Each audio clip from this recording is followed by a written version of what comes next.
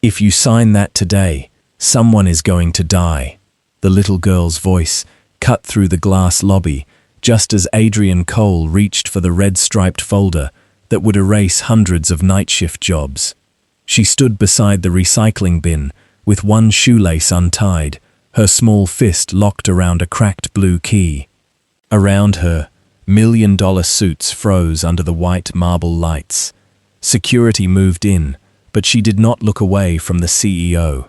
What did that key open that the entire company was desperate to keep buried? The first time Adrian Cole saw the girl, she was standing beside the recycling bin in the private lobby of his own building, holding one hand closed so tightly that her knuckles had gone pale. Cole Meridian did not welcome accidents. Everything inside the lobby had been chosen to look controlled. The floor was white marble without a visible stain. The walls rose 30 feet in clean glass, reflecting the city in cold silver lines. Even the silence seemed expensive. Men in dark suits moved through the space, with badges clipped to their jackets, coffee cups in their hands, and phones pressed close to their mouths. No one walked slowly unless they owned something. The girl did not belong to that picture. She was small, no older than 9, with a faded yellow backpack hanging from one shoulder, and the knees of her jeans worn thin. One shoelace had come undone. A folded piece of paper stuck out of her coat pocket. Beside her, a security guard stood with one hand near his radio, not touching her, but close enough to make sure everyone understood she was not free to leave. Victor Hale reached her first. He was the chief operating officer, though he wore the title less like a job and more like a warning.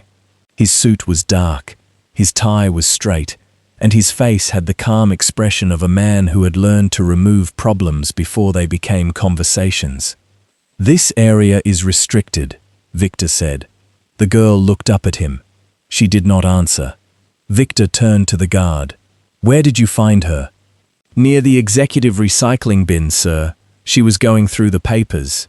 A few people slowed down, not enough to seem interested, just enough to listen. The girl's fingers tightened around whatever she was hiding in her hand. "I wasn't stealing," she said. Her voice was small, but it carried. That made the room worse. People heard her, and still looked away. Victor lowered his gaze to her backpack, her worn jeans, the scuffed toes of her shoes. "No one said you were stealing." That was the cruel part. He said it softly. Adrian Cole stepped out of the private elevator at the far end of the lobby. 2 assistants followed him. One was reading from a tablet. The other held a folder marked with a red strip across the top. Board approval. Workforce optimization. Adrian heard the disturbance before he understood it. He saw the guard. He saw Victor. Then he saw the child. For a moment, no one moved. The girl turned toward him as if she had been waiting for that exact door to open. Victor noticed and stepped between them. "Mr. Cole, this is being handled." Adrian did not look at Victor. He looked at the girl's closed fist. "What is she holding?" The guard shifted. Victor glanced down. The girl opened her hand. In her palm lay a small key with a cracked blue plastic tag. The metal was dull from age. The tag had 2 faded letters written in black marker. ER. It should have meant nothing. It was cheap, ordinary, the kind of thing a person could lose without noticing. But the girl held it like it was the last true thing in the building. Adrian's eyes moved from the key to her face. "What is your name?" "Maya Reed." Victor's expression changed, but only slightly. Adrian caught it. Maya looked at the folder in the assistant's hands. The red strip, the polished label, the decision already waiting for a signature. Then she said, "If you sign that today, someone on the night shift is going to die." The lobby went still. Victor gave a short, controlled laugh. "That is enough." But Maya did not look at him. She looked at Adrian. "Machine 4 is making the same sound again," she said. "The one my mother heard before they stopped listening to her." The way people reacted to Maya Reed told Adrian more than the disturbance itself. No one rushed toward the child with concern. No one asked if she was lost. No one crouched to meet her eyes or wondered why a girl that young was standing alone in a private corporate lobby with a security guard at her side. They only measured the risk. A receptionist stopped typing, then began again more quietly. A man from investor relations paused near the glass wall, looked once at Maya's backpack, and turned his body slightly away, as if poverty could attach itself to him if he stood too close. Two junior analysts near the coffee bar pretended to study their phones. Neither of them moved. That was how Cole Meridian handled discomfort. It became invisible by agreement. Victor Hale stepped closer to Maya, lowering his voice without softening it. You need to be very careful about what you say in this building. Maya kept her hand open. The little key lay across her palm. The cracked blue tag looked even smaller under the lobby lights. I am being careful, she said. Victor smiled the way executives smiled when they wanted witnesses to know they were still in control. Mr. Cole has a board meeting in 12 minutes. He does not have time for stories. It isn't a story. The guard glanced toward Victor, waiting for permission to act. He was a large man, but there was discomfort in the way he held his shoulders. He had followed protocol. He had found a child where a child was not supposed to be. Yet now that everyone was watching, protocol had become heavier than he expected. Adrian noticed that too. What papers was she going through? He asked. Victor answered before the guard could. Discarded internal material, nothing relevant. Adrian looked at him. That was not my question. For the first time, Victor's expression tightened. The guard cleared his throat. Mostly printed surveys, sir. Some cafeteria forms. A few maintenance request copies. They were in the recycling bin near the executive elevators. Why were you taking them? Adrian asked Maya. Maya closed her fingers around the key again, but she did not lower her hand. Because people throw things away when they think nobody important wrote them. A small movement passed through the lobby. Not noise, not speech, just the slight shifting of bodies that happens when a sentence lands in a place where it was not invited. Victor let out a quiet breath through his nose. This is exactly the kind of manipulation I am talking about. Maya looked at him then. Not with fear, not with anger, with the exhausted patience of a child who had already learned that adults often needed the truth repeated more than once. I wasn't manipulating anything. You were digging through corporate waste in a restricted area. I was looking for the blue forms. The blue forms, Victor repeated, with a polite emptiness that made the words sound foolish. Maya nodded. The ones from the night shift. Adrian's assistant shifted the red-striped folder from one arm to the other. Workforce optimization. The label faced outward now, clean and official. Maya saw it again. Her eyes stayed there half a second too long. Victor saw that she had seen it. Mr. Cole, he said, turning his body to block her view. I strongly recommend we move this away from the lobby. We have outside partners arriving any minute, and this is becoming inappropriate. Maya's face changed at that word. Inappropriate. Not wrong. Not dangerous. Not untrue. Just inappropriate. Adrian had heard that word thousands of times in boardrooms. It was one of the soft words powerful people used when they wanted to bury a hard thing without touching it. He looked down at the child. Maya, he said, who gave you that key? Her fingers tightened until the small bones rose beneath her skin. My mother. Victor looked away. It was quick, but Adrian caught it again. What was your mother's name? Maya swallowed. Her voice did not break, but it became smaller. Elena Reed. The name moved through the air differently than the others.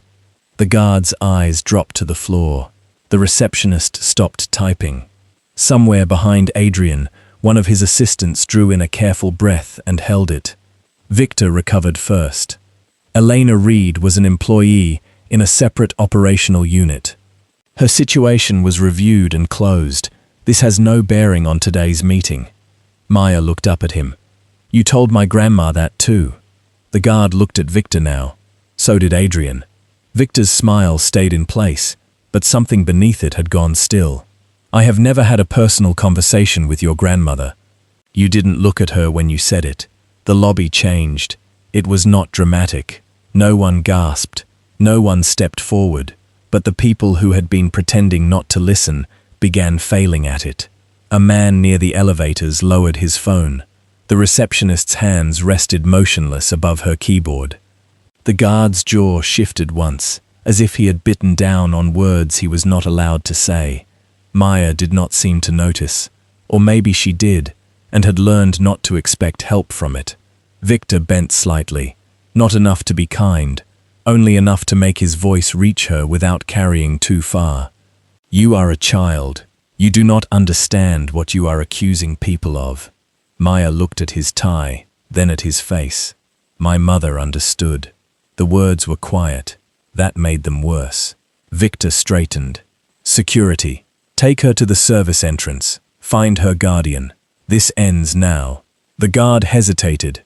It lasted only a second, but in a building like Cole Meridian, hesitation was a kind of rebellion. Victor turned his head. Now. The guard reached out. Maya stepped back so quickly that her backpack slipped from one shoulder. The zipper was half open. A few folded papers slid out and scattered across the marble. No one moved to help her. The papers spread near Adrian's shoes. He looked down. They were not stolen files, not contracts, not anything confidential enough to justify the fear in Victor's voice. They were employee feedback forms. Some were creased, some were stained with coffee. One had been torn in half and taped back together. Adrian saw phrases in different handwriting. Machine 4, jams after midnight. No time to eat on double rotation. Reported guard missing twice. Please do not tell shift lead I wrote this. He bent and picked up one page. Victor's hand moved, then stopped. Those are informal comments. They are not verified. Adrian read the bottom of the page, submitted anonymously. Night operations. The date was 3 weeks old. His eyes moved to another sheet near Maya's shoe. Same complaint, same machine, different handwriting. The girl crouched to gather the papers with one hand, still holding the key in the other. She worked quickly, as if she was used to saving things before adults could decide they were trash. One of the junior analysts took half a step forward, then stopped when Victor looked at him. Maya saw that. She gathered the rest herself. Adrian watched her press the wrinkled forms against her chest. There was nothing theatrical in the way she held them. No performance, no appeal to sympathy. She held them like they had weight, because, to her, they did. Why bring these to me? Adrian asked. Maya looked up from the floor. Because everyone else said they already sent them. Victor answered sharply. Mr. Cole does not personally review every maintenance complaint in a company of this size. Maya turned to him. Then why does his name go on the wall when the numbers are good? The silence after that was different. It did not belong to Maya. It belonged to the room. Adrian felt it settle around him, clean and cold. He had spent 20 years building systems that could measure almost anything. Output per hour, cost per unit, retention by department, risk exposure, productivity loss, time saved, money recovered. But there was no dashboard for a child standing in his lobby with discarded warnings in her hands. There was no column for what people stopped saying when they knew no one would protect them. Victor stepped in again. This has gone far enough. He reached for the papers. Maya pulled them back. The motion was small, but everyone saw it. Victor's voice dropped. Do not make this harder than it needs to be. Maya looked at the security guard, then at the receptionist, then at the men in suits watching from safe distances. Finally, she looked at Adrian. I didn't come to make it hard, she said. It was already hard. You just couldn't hear it from upstairs. Adrian did not answer immediately. The elevator behind him chimed. The board members had begun arriving. Their reflections appeared in the glass before their bodies entered the lobby, dark coats and polished shoes crossing into the scene like another layer of judgment.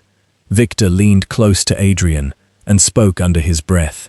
"We need to contain this before it becomes a reputational issue." Adrian looked at Maya's key again, the cracked blue tag, the faded letters, E.R. "What does it open?" he asked. Maya's lips pressed together. For the first time, fear reached her face. Victor saw it and moved fast.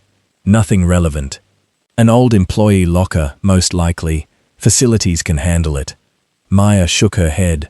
Her hand closed around the key. "No," she said. "Not facilities." Adrian took one step toward her. "Then who?" Maya looked past him, toward the red-striped folder in his assistant's arms. Then she looked back at him. "You," she said, "before you sign." For a few seconds, Adrian Cole did not move. People were used to that. They mistook his stillness for certainty.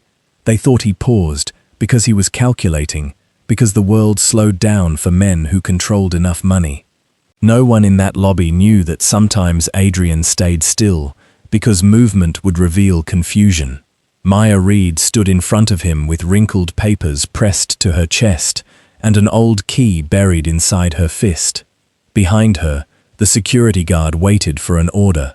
Beside her, Victor Hale waited for permission to erase the moment. Behind Adrian, the board members stepped out of the elevator one by one, bringing with them the scent of wool coats, expensive leather, and decisions already made elsewhere. Adrian looked at the folder in his assistant's hands. Workforce optimization. It had been printed on thick white paper. The kind no one used unless they wanted a decision to feel clean. The red strip across the top made it look urgent, but not messy. Nothing about it suggested aching backs, cold cafeteria food, or a child collecting discarded warnings from a recycling bin. That was the genius of a good report. It removed the blood before anyone important had to see it. "Mr. Cole," Victor said quietly, "the meeting is waiting." Adrian heard him. He also heard the small sound of Maya's breathing. She was trying to control it, not because she was calm, but because she had learned that frightened children were easier to dismiss. He turned to his assistant. "Hold the folder." The assistant blinked. "Sir, hold it." The young man nodded and clutched the red-striped folder tighter, as if the order had made it heavier. Adrian looked back at Maya. "You said before I sign." Maya nodded once. Victor stepped in before she could speak. "This is inappropriate for the lobby. If you want, I can have facilities locate the old locker and report back after the board meeting." "No," Adrian said. The word was not loud, but it ended the conversation Victor had been trying to build. Victor's mouth closed. Adrian turned toward the private elevator. "Bring her up." Maya did not step forward. The guard looked at her, then at Adrian. "Miss?" Maya's eyes remained on the elevator doors. They were polished steel, tall enough to reflect her entire body back at her, small and thin, and out of place between two men in tailored suits. "My grandma," she said. Adrian stopped. "What about her?" "She works nights. If I go upstairs, they'll say she brought me here." Victor answered too quickly. "That depends on whether she violated access policy." Maya's fingers tightened again. Adrian looked at Victor for a long moment. "No one speaks to her grandmother until I do." Victor held his face still. Understood, but Adrian knew that look. Victor understood the words, not the lesson. They rode up in silence. Adrian stood at the front of the elevator, facing the doors. Victor stood slightly behind him.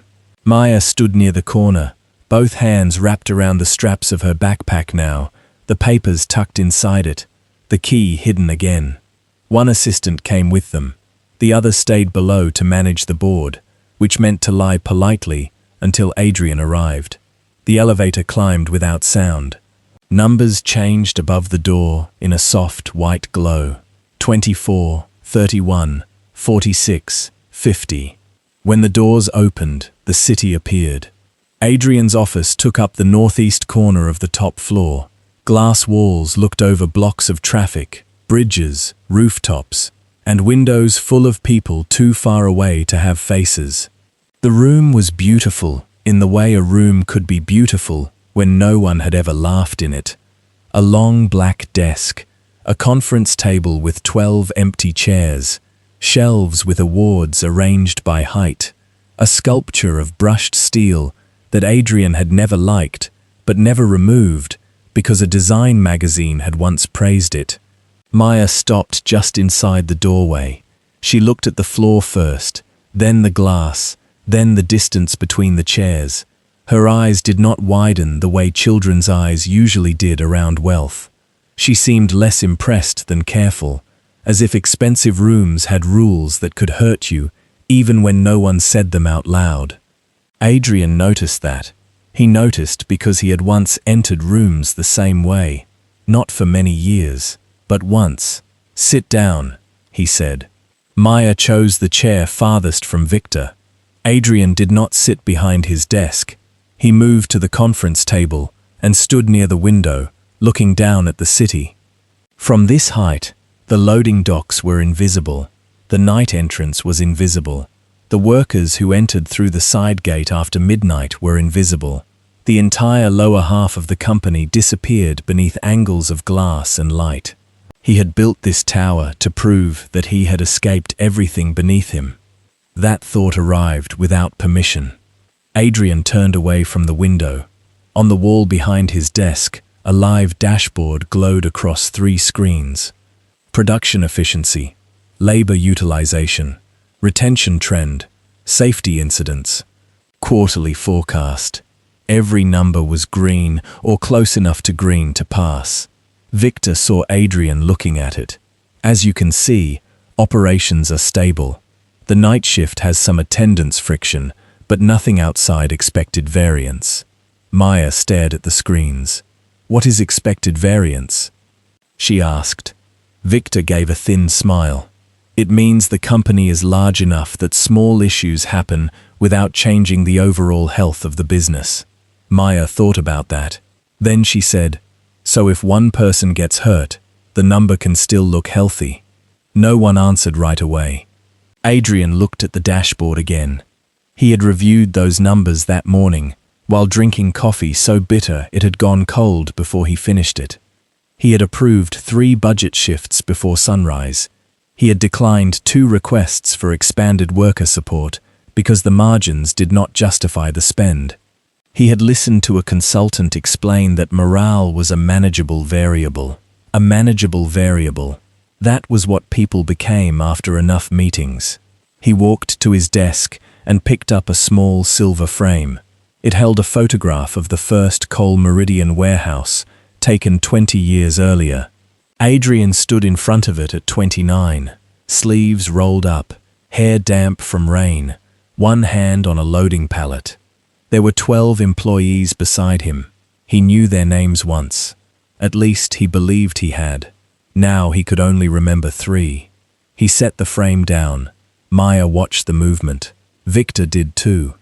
"Mr. Cole," Victor said, "with respect, this is exactly why procedure exists. A child has made an alarming statement in a public area. That does not mean the executive office should become an intake room for unverified grievances." Adrian looked at him. "And where do verified grievances go?" "To the proper channels." Maya lowered her eyes. Adrian saw it. Not anger, recognition. The answer had reached her before. Maybe not in those words, but in the same shape. Proper channels. Reviewed and closed. Nothing relevant. Handled. Words that sounded like doors. He sat across from her, not at the head of the table. "What did your mother do here?" he asked. Maya's thumb moved over the cracked key tag. "Once, twice. She worked nights." "What department?" "Packaging line. Then shift safety helper. Not official safety. They didn't pay her for that." She glanced at Victor. People just asked her because she noticed things. Adrian leaned back slightly. "What kind of things?" Maya looked at the dashboard. Things that were wrong before they got big enough for your screens.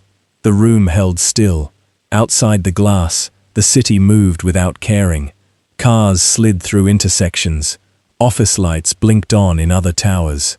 Far below, somewhere behind the building, the loading bay gates opened for the evening shift. Adrian had spent years believing distance helped him see more. From the 50th floor, he could see the whole city. From the head of the table, he could see the whole company. From a report, he could see what mattered. But a child had walked into his lobby with trash in her backpack and a key in her hand, and suddenly the height felt less like perspective than blindness. His phone buzzed on the table, bored waiting. He turned it face down. Victor's eyes followed the gesture. Maya's did too.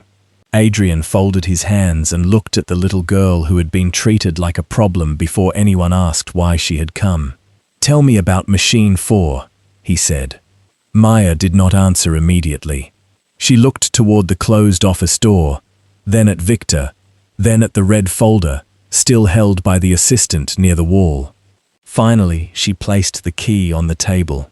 The small sound it made against the polished wood seemed louder than it should have. "You have to promise not to ask him first," she said.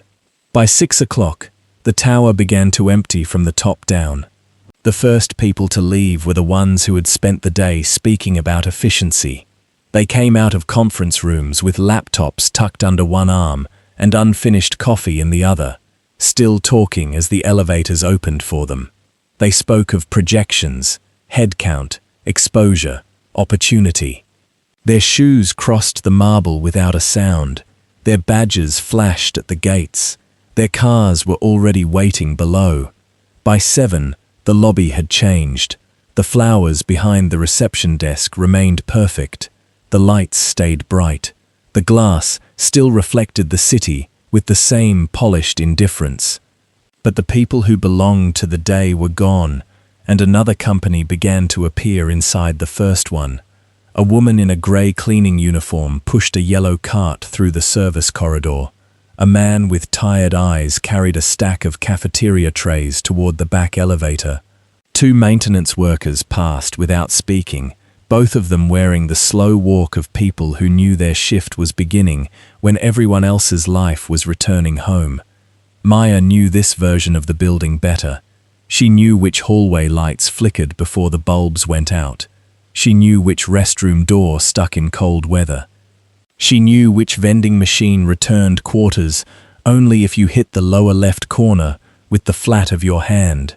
She knew that the marble near the east entrance looked spotless in the morning because her grandmother got down on both knees every night and cleaned the grey line where expensive shoes dragged rainwater across the floor. Ruth Reed was already there when Maya came down from the executive level. She stood near the supply closet with a mop handle in one hand and a folded cloth in the other. She was a small woman with silver threads in her hair and shoulders that had learned to curve inward around other people's authority. Her uniform was clean, but the sleeve had been mended twice near the cuff. She always tied her shoes with double knots because bending down took longer than it used to. When she saw Maya step out of the service elevator beside a guard, her face changed, not loudly. Ruth had not survived this building by making loud faces, but the cloth in her hand stopped moving. "Maya," she said. The guard looked uncomfortable. "Mr. Cole said no one is to speak with you until he does." Ruth's eyes went from the guard to Maya.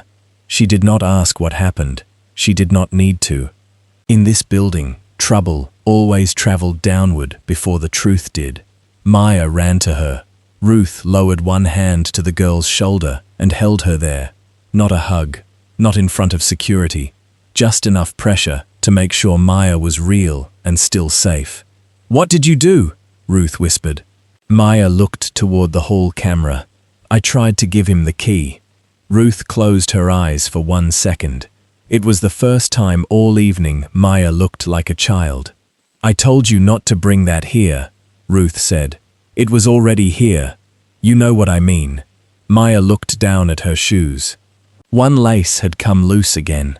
Ruth saw it and bent slowly, with one hand on her knee, to tie it. Her fingers were stiff from cold water and cleaning chemicals. She tied the lace carefully anyway, as if the world could be held together by small things done properly. The guard looked away while she did it. When Ruth stood, she seemed older. "They can take my job for this," she said. Maya's mouth tightened. "They took Mum." Ruth flinched, not because the words were new, but because the hallway was not kind enough to hold them. From the corridor behind them, the night crew began to move toward the back elevators. They came in coats and faded hoodies, carrying lunch bags and thermoses, some with safety shoes in their hands because the soles hurt too much to wear before the line started. A few nodded to Ruth. One man touched 2 fingers to his cap when he saw Maya. "Little Reed," he said softly. Maya lifted her hand. The man's name was Mateo Cruz. He worked packaging, second line, overnight rotation. He had a permanent oil stain near the left pocket of his jacket and a way of smiling that never reached his eyes. He had known Maya's mother. Everyone on the night shift had known Maya's mother, though not everyone could still say her name without looking over their shoulder. Mateo saw the guard and stopped smiling. "Everything okay?" Ruth answered, before Maya could. "Just a misunderstanding." That was another word the building liked. Misunderstanding. It meant no one had to admit who had understood perfectly. Mateo looked at Maya's backpack. "You eat yet?" Maya shook her head. He reached into his lunch bag and pulled out a small orange. He rolled it toward her across the top of the cleaning cart. Ruth started to refuse, but Mateo shook his head once. "For later," he said. Maya put it into her backpack beside the folded papers. The backpack was heavier now. Inside it were the forms she had saved from the recycling bin, a math worksheet with only half the problems done, a library book with a cracked plastic cover, and 3 blue slips from the night shift that had never reached the people who were supposed to read them. She had learned to fold papers small. Her mother had taught her that. Fold them once if you want to remember. Fold them twice if you want to hide them. Fold them 3 times if you are scared someone will throw them away. The supply closet behind Ruth smelled of soap, cardboard, and damp cotton. This was where Maya did her homework on most school nights, sitting on an upside-down bucket with her notebook on a stack of paper towel boxes. Ruth had taped a little battery lamp to the shelf because the ceiling bulb buzzed and made Maya's head hurt after an hour. There was a pencil cup made from an old soup can. There were 2 granola bars hidden behind the trash liners. There was a photograph tucked into the edge of the metal shelf, half covered by a roll of clear tape. Elena Reed smiled in that photograph. She stood in a blue hairnet and a safety vest, one hand on her hip, the other hand resting on Maya's shoulder when Maya was much smaller. There was a sticker on Elena's vest that said safety starts with speaking up. The corner of the photograph had been bent, and someone had tried to smooth it flat. Maya looked at the picture whenever Ruth thought she wasn't looking. That night, she did not look away fast enough. Ruth followed her gaze and reached for the photo, not to remove it, only to touch the edge. Your mother wouldn't want you risking yourself over old pain. Maya kept her eyes on Elena's face. She said old pain becomes new pain if people keep doing the same thing. Ruth's hand dropped. For a while, only the building spoke. Water moved through pipes. An elevator hummed behind the wall. Far below, a loading gate opened with a low metal groan. Then the night shift alarm sounded from the service corridor. Not an emergency alarm, just the first tone that told workers to report to their stations. Mateo and the others began moving again. Their bodies changed as they walked. Shoulders set, jokes ended, lunch bags disappeared into lockers, safety glasses came down over tired eyes. The company that looked so clean from the lobby began to breathe through people who were already worn out before the machines started. Maya stepped out of the closet and watched them pass. One woman rubbed her wrist with her thumb, again and again. A young man opened his lunch container, looked at the food inside, then closed it, because the line lead was already calling names. Another worker limped slightly, but straightened when a supervisor came around the corner. Maya noticed all of it. She always had. That was what adults forgot about children. They thought children missed things because they did not understand the words. But Maya had grown up in hallways, break rooms, and bus stops. She knew what fear looked like when it was dressed as being polite. She knew what hunger looked like when someone said they were not hungry. She knew what pain looked like when a worker laughed before anyone could ask about it. A blue form lay on top of the trash near the time clock. Maya saw it before Ruth did. She crossed the corridor quickly and picked it up. Ruth whispered her name in warning. Maya unfolded the page. The handwriting was rushed. Machine 4 sticking again after midnight. Same vibration. Reported twice. Please do not send to Dana first. Maya stared at the words until the letters blurred. Dana was the line manager. He smiled around executives and shouted around people who could not afford to quit. Maya had once heard him tell her mother that some people were addicted to making problems because they had no talent for solving them. Her mother had come home quiet that morning, not crying. Quiet was worse. Maya folded the form once, then twice, then a third time. Matteo had stopped near the lockers. He was watching her. "Little Reed," he said carefully. "Don't." Maya looked up. "Don't what?" He glanced toward the camera above the time clock. His jaw worked as if the truth had edges. "Don't open that locker." Ruth went still. Maya's hand moved to her pocket, but the key was not there. Adrian Cole had it upstairs now, or perhaps it was still on his table, small and blue, and waiting among all that polished wood. Matteo lowered his voice. "Some things don't come back clean once they're opened." Maya looked at the workers entering the production hall. She looked at the unopened lunches, the taped wrists, the bent shoulders, the blue forms, and the place on the wall where her mother's safety poster used to hang. Then she looked at her grandmother. "Maybe they were never clean," she said. The next morning, the 50th floor smelled of fresh coffee, printer toner, and rain drying on expensive coats. By 8:30, the boardroom had been prepared to look calm. Water glasses stood in a straight line beside leather folders.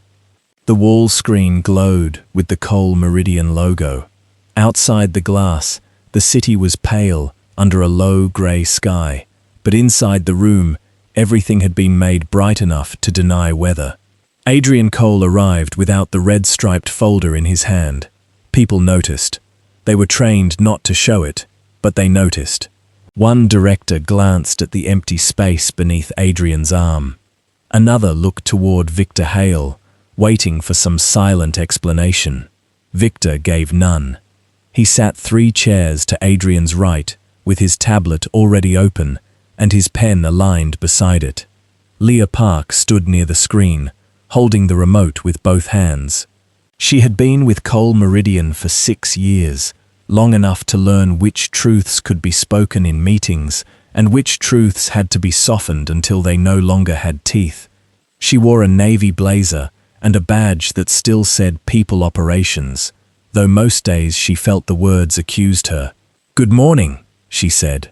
Her voice was steady. Only her thumb moved, rubbing once over the side of the remote.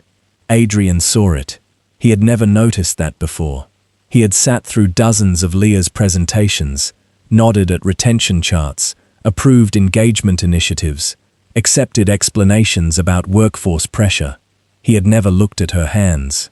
"Today's human capital update," Leah continued, "shows overall stability across most major divisions.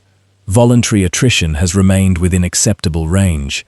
Engagement scores show a modest recovery from last quarter. The highest satisfaction levels are still concentrated in senior management, technical leadership, and client-facing strategy teams." The first slide appeared. Green arrows, clean lines, rounded percentages, a photograph of smiling employees in branded shirts, standing near a banner that read, "We build better together." Adrian looked at the photograph. He did not recognize anyone in it. Victor leaned back slightly. The recovery is stronger than projected. A board member nodded. Good. Especially after the staffing concerns last quarter. Leah clicked to the next slide. Employee engagement by division. The bars were mostly green. A few were yellow. None were red. Adrian waited. Leah did not look at him. As you can see, night operations remains our most sensitive area, but the trend is manageable. Manageable. The word landed differently than it had the day before. Adrian thought of Maya sitting in the supply closet with a library book and a backpack full of discarded forms. He thought of the folded blue slip she had found near the time clock. Machine 4 sticking again after midnight. Same vibration. Reported twice. He looked at the green bar beside night operations. Sensitive how? He asked. Leah's thumb stopped moving. Victor answered before she did. Attendance friction. Fatigue complaints. Standard issues for that shift profile. Adrian kept his eyes on Leah. I asked Ms. Park. The room adjusted around the correction. Leah swallowed. Night operations has a higher rate of informal complaints. How much higher? She glanced toward Victor. It was quick. Too quick for most people. Not for Adrian this time. Approximately 18% higher than day operations, she said. Victor's pen tapped once against the table. Informal comments are not verified complaints. Adrian turned to him. Why not? Because there is a process. And if the process is what they are afraid of. No one spoke. Leah's face remained professional, but something behind her eyes shifted. Not relief, not yet. Relief required trust, and trust had not been earned in that room. She clicked again. The next slide showed retention risk forecast. More green. Adrian looked at it for a long time. Where are the raw submissions? Leah's hand tightened around the remote. The raw submissions are processed before reporting. By whom? People Operations collects them first, then departmental leadership reviews operational relevance. Victor gave a small nod, as if the answer had restored order. This is standard filtering. Executives do not need to review every emotional response from the floor. Emotional response, Adrian repeated. Victor did not hear the warning in it. Yes. People under pressure often express frustration in ways that do not reflect structural reality. Leah looked down. Adrian saw that too. A day earlier, he might have accepted the sentence. It sounded reasonable. It had the shape of expertise. It protected him from noise. It protected the room from discomfort. Now all he could see was a child on the marble floor, gathering papers everyone else had decided were trash. Show me the unfiltered night shift comments, Adrian said. Victor's posture changed. Adrian, he said, using the first name carefully, that would not be useful in this setting. We have a full agenda, including the optimization vote. The comments. Leah did not move. Victor looked at her. Ms. Park, continue with the approved deck. The word approved did its work. Leah clicked. A new slide appeared before she meant it to. Workforce optimization benefits. A neat chart showed projected savings, productivity gains, automation support, and reduction of redundant positions. It looked clean. It looked inevitable. It looked like something no decent person would question, because no person was visible inside it. Adrian stared at the phrase redundant positions. He thought of Ruth Reed bending slowly to tie Maya's shoelace. He thought of Mateo rolling an orange across a cleaning cart because a child had not eaten. He thought of a worker closing his lunch container because the line lead had started calling names. Go back, he said. Leah did. The retention slide returned. Open the source file. Victor's pen stopped tapping. Leah did not turn around. Mr. Cole, the source file includes identifying notes. Then remove the names and open it. There are retaliation concerns. The room went very still. Victor's chair made a soft sound as he leaned forward. There are no retaliation concerns. There are confidentiality protocols. Leah lowered the remote. For the first time, she looked directly at Adrian. "I can open the file," she said. Victor's voice sharpened by 1 degree. "Ms. Park." Leah's hand trembled once, then steadied. The screen went dark for half a second. A file window appeared. The boardroom became less polished at once. Rows of text replaced the clean chart. Dates, shift codes, departments. Notes written in uneven language, some rushed, some misspelled, some written like the person had typed while watching a door. "Cannot finish meal during double rotation. Machine 4 vibration reported again. Supervisor Dana says stop writing things down. Bathroom break denied twice. Elena warned about this before." Adrian felt the room change when that name appeared. Not everyone knew it, but enough people did. Leah moved to close the file. "Leave it," Adrian said. The name sat there on the wall, black letters against white light. Elena warned about this before. Victor's face had gone quiet, in a way Adrian did not trust. One of the board members cleared his throat. "Who is Elena?" No one answered quickly enough. Adrian looked at Leah.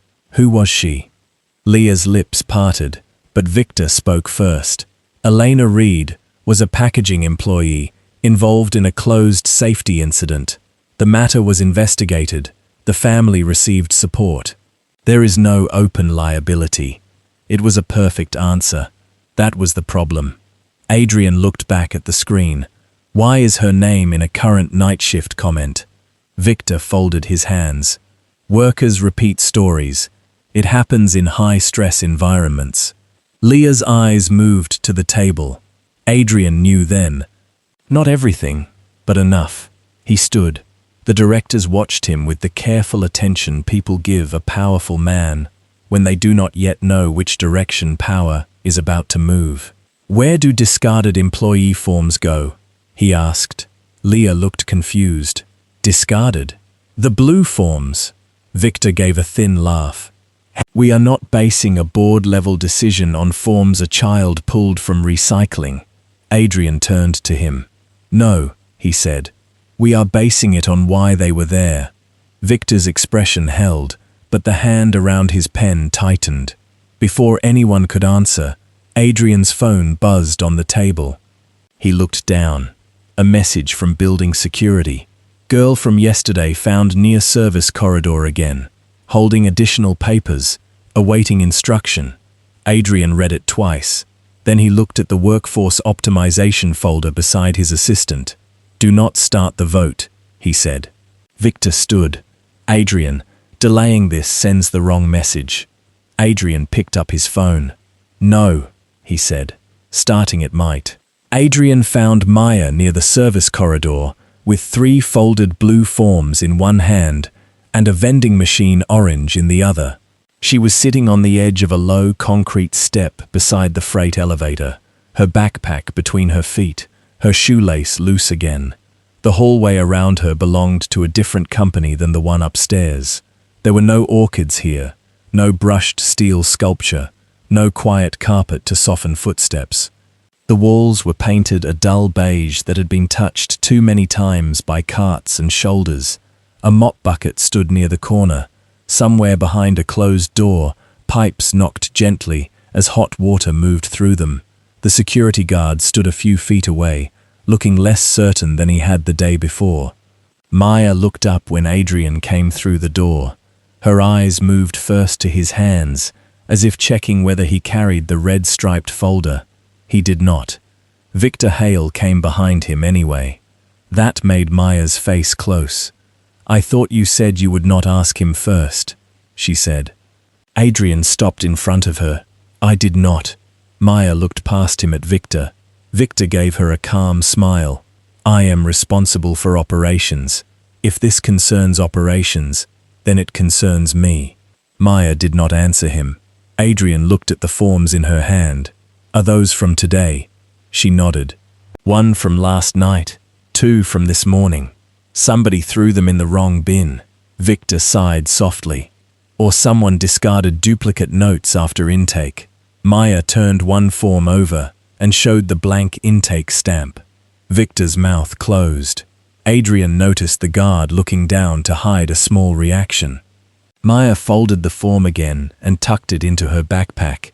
She moved carefully, like the paper was easier to damage than she was.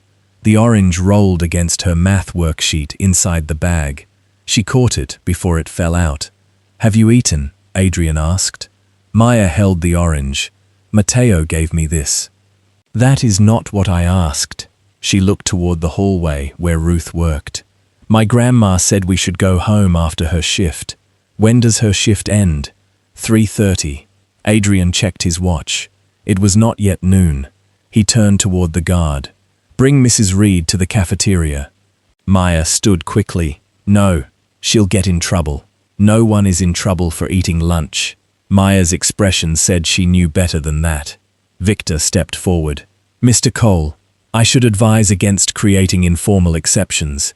It complicates employee discipline boundaries." Adrian looked at him. "Then make it formal."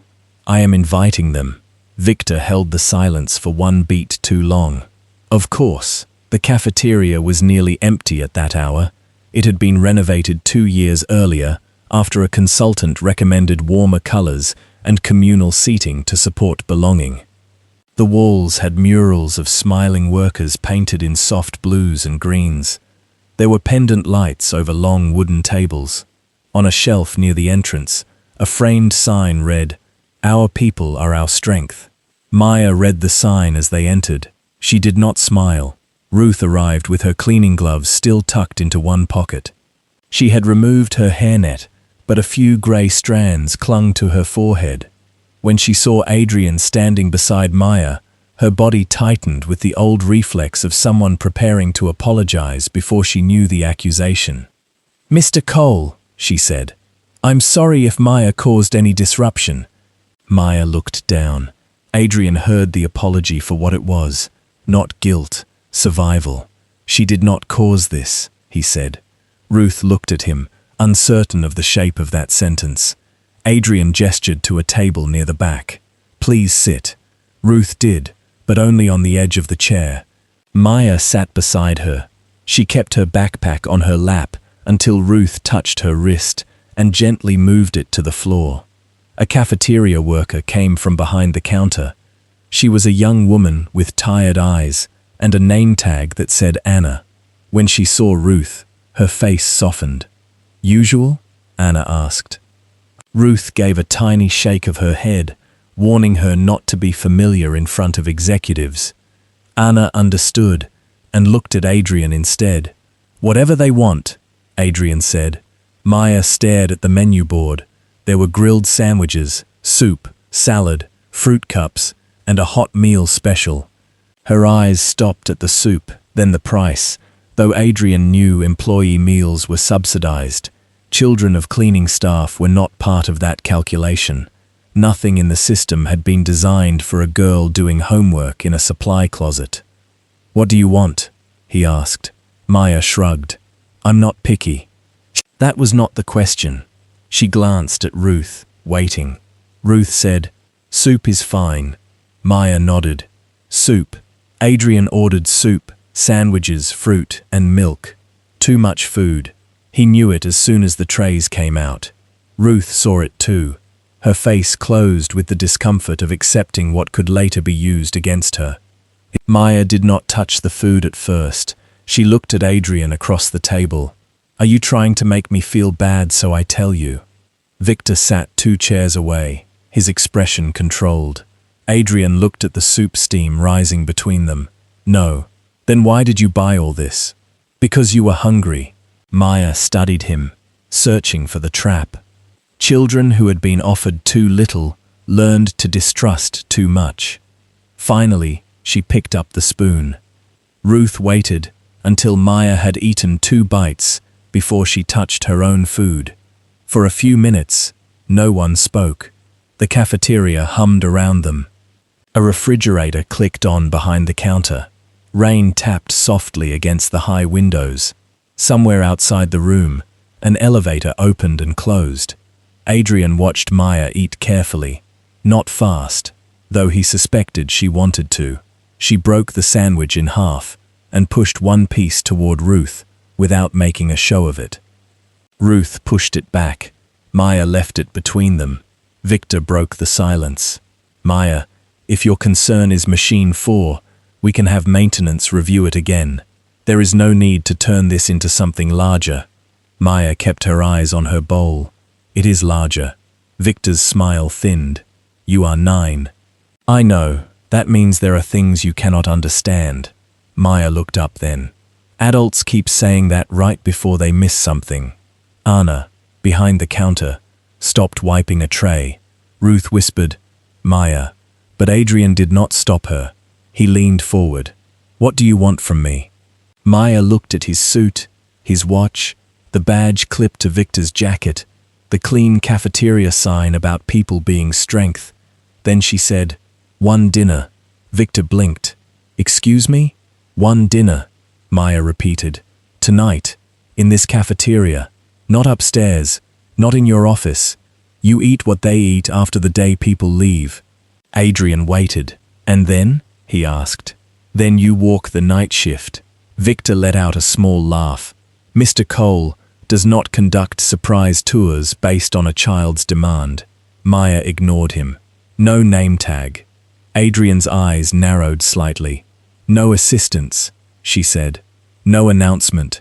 No Victor. Victor sat very still. Maya held Adrian's gaze, but her hand had moved under the table. Adrian knew what she was holding before he saw the edge of blue plastic between her fingers. The key. You listen, she said. Not like a boss, like someone they don't have to perform for. Ruth closed her eyes. The request sat there with the steam from the soup and the rain on the windows. It was simple enough to sound childish. It was dangerous enough to be brilliant. Victor leaned toward Adrian. This is not leadership. This is theater. Maya turned to him. No, theater is when people clean before he comes. Anna looked down quickly. Adrian saw it. He looked at Ruth, at Anna, at the untouched half sandwich between grandmother and child, and finally at Maya's small fingers wrapped around the cracked blue key. For the first time that day, no report stood between him and the answer. All right, he said. Victor's face hardened. Adrian did not look at him. Tonight, 1 dinner, then the night shift. Maya did not smile. She only placed the key on the table between them. Good, she said. But you have to promise one more thing. Adrian looked at the key. What? Maya's voice dropped low enough that everyone leaned in without meaning to. When they start telling the truth, don't punish them for how long they were scared. At 9:30 that night, Adrian Cole entered his own company through a door he had not used in 12 years. It was the service entrance on the east side of the building, tucked behind the loading bay and half hidden by the shadow of the parking structure. The glass tower still rose above him, bright and untouchable, but down here, the building had a different face. The walls were stained by exhaust. Rainwater gathered near the curb in thin black lines. A metal cart with one bad wheel leaned against the wall as if it had been abandoned in the middle of a sentence. Adrian wore a plain grey jacket over a dark shirt. No tie, no polished cufflinks, no executive badge. His watch was still expensive, but he had turned it under his sleeve after Maya looked at it once and said nothing. That silence had been enough. Maya stood beside him with her backpack on both shoulders and the cracked blue key tied to a shoelace around her wrist. Ruth waited a few steps behind them, worry held tight in her mouth. She had not wanted this. Adrian could see that. She had watched her granddaughter lead the CEO toward the night shift, with the face of a woman who knew truth could be dangerous long before it became useful. Victor was not there. That had been Maya's first condition. Adrian had nearly brought one assistant anyway. Then he remembered what she had said in the cafeteria. You listen, not like a boss, like someone they don't have to perform for. So he came alone. Maya pointed to the card reader beside the service door. People tap in here when the front lobby is closed. Adrian looked at the scratched plastic casing. The lower corner had been taped twice. It still works? Most nights. Most nights. She shrugged. If it blinks red, they wait for someone inside to open it. If nobody hears, they lose minutes. How many? Maya looked at him as if the question itself was strange. Enough to get written up. Adrian did not answer. Inside, the service corridor smelled of wet coats, floor cleaner, and old coffee. The ceiling lights were harsher than the ones upstairs. They hummed with a low electric sound that made the silence feel awake. Pipes crossed above them. The paint along the wall had been scraped by carts, then covered with patches that did not match. Maya walked ahead, not fast, but with the certainty of someone moving through a place that had shaped her. She knew where to step around the raised edge near the laundry room. She knew which corner mirror was cracked. She knew to keep close to the left wall when the supply carts came through, because the right wheel on one cart always drifted. Adrian followed and felt, for the first time in years, like a visitor. They passed the time clock near the staff lockers. A line of workers stood waiting to tap in. Some held lunch bags, some held thermoses. One woman bent down to adjust the tape around her wrist. A young man yawned into his sleeve, then straightened when a supervisor came around the corner. No one recognized Adrian. A few looked at Maya. They knew her. "Little Reed," one worker said softly. Maya lifted 2 fingers in greeting. Adrian noticed the name. Not Maya, not Kid. Little Reed, a family name, a remembered name. Mateo Cruz stepped out of the locker room, zipping a faded jacket over his uniform. The oil stain near his pocket was still there. His eyes went to Maya first, then to Ruth, then to Adrian. He studied Adrian's face with the guarded look of a man who had learned that unknown people near management were rarely harmless. "Maya," he said, "you supposed to be here tonight?" She nodded. "He's walking." Mateo looked at Adrian again. "He?" Adrian waited to see if Maya would explain. She did not. Mateo understood enough not to ask. The line began moving. Workers tapped their badges and passed through a grey door marked "Authorized Production Personnel Only." Above the door, a laminated poster showed smiling employees in safety goggles. "Speak up for safety," it said. Someone had drawn a small question mark in the corner with blue pen. Adrian saw it. Maya saw him see it. She did not say anything. Beyond the production door, the sound changed. It came in layers, conveyor belts, fans, metal guides rattling in rhythm, forklift backup tones far away, the steady breath of machines that never needed to sit down. Adrian had toured this floor before, but always in daylight, always after notice had been given. On those visits, the aisles were clear, the supervisors were bright, and the workers smiled with the tense obedience of people who had been told exactly when the important man would arrive. Tonight, no one had cleaned for him. That was the first truth. A stack of empty pallets blocked part of the marked walkway. Someone had taped a loose cable against the floor with silver tape that had begun to peel at one edge. Near the break station, 3 lunch containers sat unopened beside a microwave. The clock above them read 9:47. Maya pointed to the containers. "Those are from first break." Adrian looked at the clock. "When was first break?" "Supposed to be 9:15. Supposed to be." She looked toward the line. "If they stop, the count drops." The count. He had seen that word on reports for years. Count per hour, count per shift, count below target, count recovered after overtime. He had never pictured soup going cold beside a microwave. A woman near the conveyor lifted a box from the line and winced before setting it down. The movement was small. A manager might have missed it. A dashboard would never see it. Maya leaned closer. "That's Mrs. Alvarez. Her wrist hurts when the belt runs too fast." "How do you know?" "She rubs it before it starts raining." Adrian looked at Maya. She was watching the floor the way some executives watched markets. Not with surprise, with memory. A supervisor walked past them. His badge read Dana.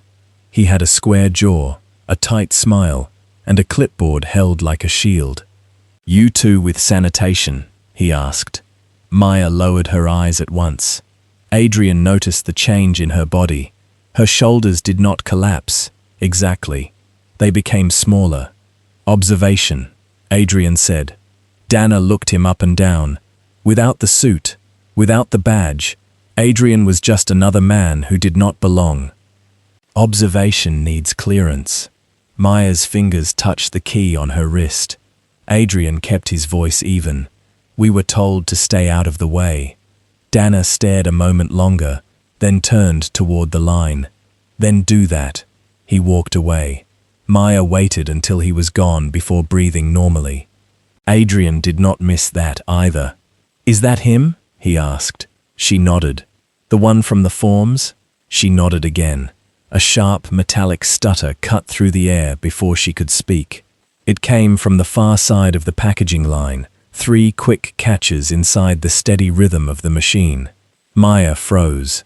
Every part of her went still, except her eyes. Adrian looked toward the sound. What was that? No one else reacted at first. The workers kept moving. A few glanced at the machine, then away. It was not that they had not heard it. They had heard it too often. Maya's voice changed. That. The sound came again. A catch, a scrape, a low vibration under the floor. Machine 4 sat at the end of the line, larger than Adrian expected, with panels painted white and warning labels along the side. A yellow indicator light blinked once, then steadied. A stack of cartons trembled as they passed beneath the ceiling arm. Matteo was near the machine. He looked at the panel, then at Dana. His mouth tightened. Dana shook his head before Matteo said anything. Adrian watched the exchange. "What does that mean?" he asked. Maya did not look away from the machine. "It means he already knows." Matteo stepped closer to Dana. Their words were swallowed by the machinery, but Adrian could read enough from their bodies. Matteo pointed toward the lower panel. Dana looked at the production board above the line. Matteo tried again. Dana cut him off with one hand. The line kept moving. Maya's hand closed around the key so hard the blue tag pressed into her skin. "My mum heard it before," she said. Adrian looked down at her. The production floor seemed to narrow around them. The machines, the workers, the lights, the sealed cartons, the beautiful reports upstairs. Everything pulled toward that one sentence. "When?" he asked. Maya swallowed. Before they said she should have been more careful, Adrian felt the words settle into him with a weight no report had ever carried. Across the floor, Matteo reached for the emergency stop, then hesitated when Dana stepped between him and the panel. Dana's voice rose above the machine this time. "We are not stopping the line for a vibration." Several workers heard him. No one moved. Adrian saw Mrs. Alvarez lower her injured wrist. He saw the young man near the pallets glance at the clock.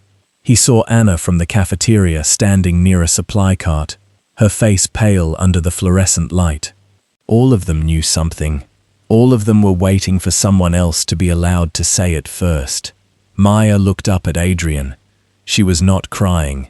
That made it harder. "Now you hear it," she said. The sound came again, louder this time, a scrape beneath the rhythm, a warning trying not to become a scream. By the next morning, the story had already changed shape. It no longer sounded like a child warning a CEO about a machine. It sounded like a security breach. It sounded like an unauthorized miner in a restricted area. It sounded like a cleaning employee violating access policy. It sounded like operational staff spreading unverified fear during a sensitive board vote. Victor Hale knew how to rename a thing until people forgot what it had been. At 7:45, before Adrian arrived, Victor stood at the head of the boardroom table with a folder of his own. It was not red-striped. It was grey, controlled, and thick enough to suggest that the truth had been properly contained inside it. The directors sat with their coffee and their silence. Leah Park stood near the wall, holding a tablet she had not unlocked. Her eyes were dry, but she had not slept. Every time Victor used the word incident, she felt the raw file from yesterday glowing somewhere inside the company system like a buried wire. Victor clicked the remote. A still image appeared on the wall screen. Maya Reed beside the executive recycling bin. Her backpack was open. Papers were scattered near her shoes. The security guard stood beside her. The frame made her look smaller than she had been, and somehow guiltier. It did not show her hand around the key. It did not show the employee forms. It did not show Victor stepping between her and Adrian. That was the power of a single image. It could be true and still lie.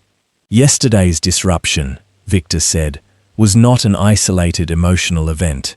It was part of a growing pattern of informal interference from night operations personnel and affiliated individuals. Leah looked up. Affiliated individuals. He meant a child. A board member named Ellis folded his hands. Are we talking about the girl? We are talking about access control, Victor said. We are talking about unauthorized collection of internal materials. We are talking about a minor being placed in an inappropriate situation by an adult employee who should have known better. Leah's throat tightened. Ruth. He was moving downward, just as Maya had feared. Victor clicked again. Ruth Reed's employee badge appeared on the screen. Her face was small in the corner, taken from a company ID photo under fluorescent light. Under her name were dates, contractor status, shift assignment, and 3 minor notes from the last 2 years. A missed supply check, a late cart return, 1 warning for allowing a non-employee child in a staff-only area. Leah remembered that warning. Maya had been 6. Ruth's babysitter had cancelled. Ruth had brought the girl, because missing the shift meant losing the week's pay. Victor's voice stayed smooth. Mrs. Reed has been repeatedly cautioned about boundaries between family matters and workplace procedure. Leah looked at the directors. Some of them were uncomfortable. Not outraged, just uncomfortable enough to want the issue solved quickly. That was how people like Ruth disappeared. Not because everyone hated them, because everyone found their pain inconvenient. Ellis leaned back. Are you recommending termination? Victor paused for the exact length of a man pretending reluctance. I am recommending immediate suspension pending review. Leah's hand moved before she could stop it. For bringing her granddaughter. Victor turned to her. The room turned with him. Leah felt every eye in the room find her. The old fear rose automatically. Mortgage, insurance, her mother's medication, her own name on a performance review if she chose the wrong sentence. Victor did not raise his voice. 4 repeated access violations and possible mishandling of company documents. She did not mishandle them, Leah said. Victor's expression warned her. Leah heard her own pulse. She cleaned the areas where they were thrown away, she added, quieter. That distinction is not helpful. It is accurate. The room shifted. Victor held her gaze for 1 cold second, then looked back at the board. This is precisely why chain of command matters. Emotional proximity clouds judgment. The door opened. Adrian Cole walked in without greeting anyone. The conversation stopped so quickly, it seemed rehearsed. He saw the image on the screen first. Maya, frozen beside the recycling bin. Then Ruth's employee profile. Then Leah standing too straight near the wall. He understood enough. Take that down, he said. Victor did not move. Adrian, before we proceed, the board needs context. I said take it down. Leah reached for the control panel and cleared the screen. The room went white. Adrian placed a small object on the table, the cracked blue key. It made a quiet sound against the polished wood. Almost nothing. Still, several people looked at it before they looked at him. Victor saw it, and his jaw tightened. "Where is Mrs. Reed?" Adrian asked. Victor folded his hands. "She has been asked to remain off the floor, pending review." Adrian's eyes went still. "By whom?" "Operations. By you." Victor did not deny it. The situation required containment. "And Maya?" "Security has been instructed not to admit her." Adrian looked around the room. No one met his eyes for long. He thought of the production floor the night before, the unopened lunches, the taped wrist, the warning sound inside Machine 4.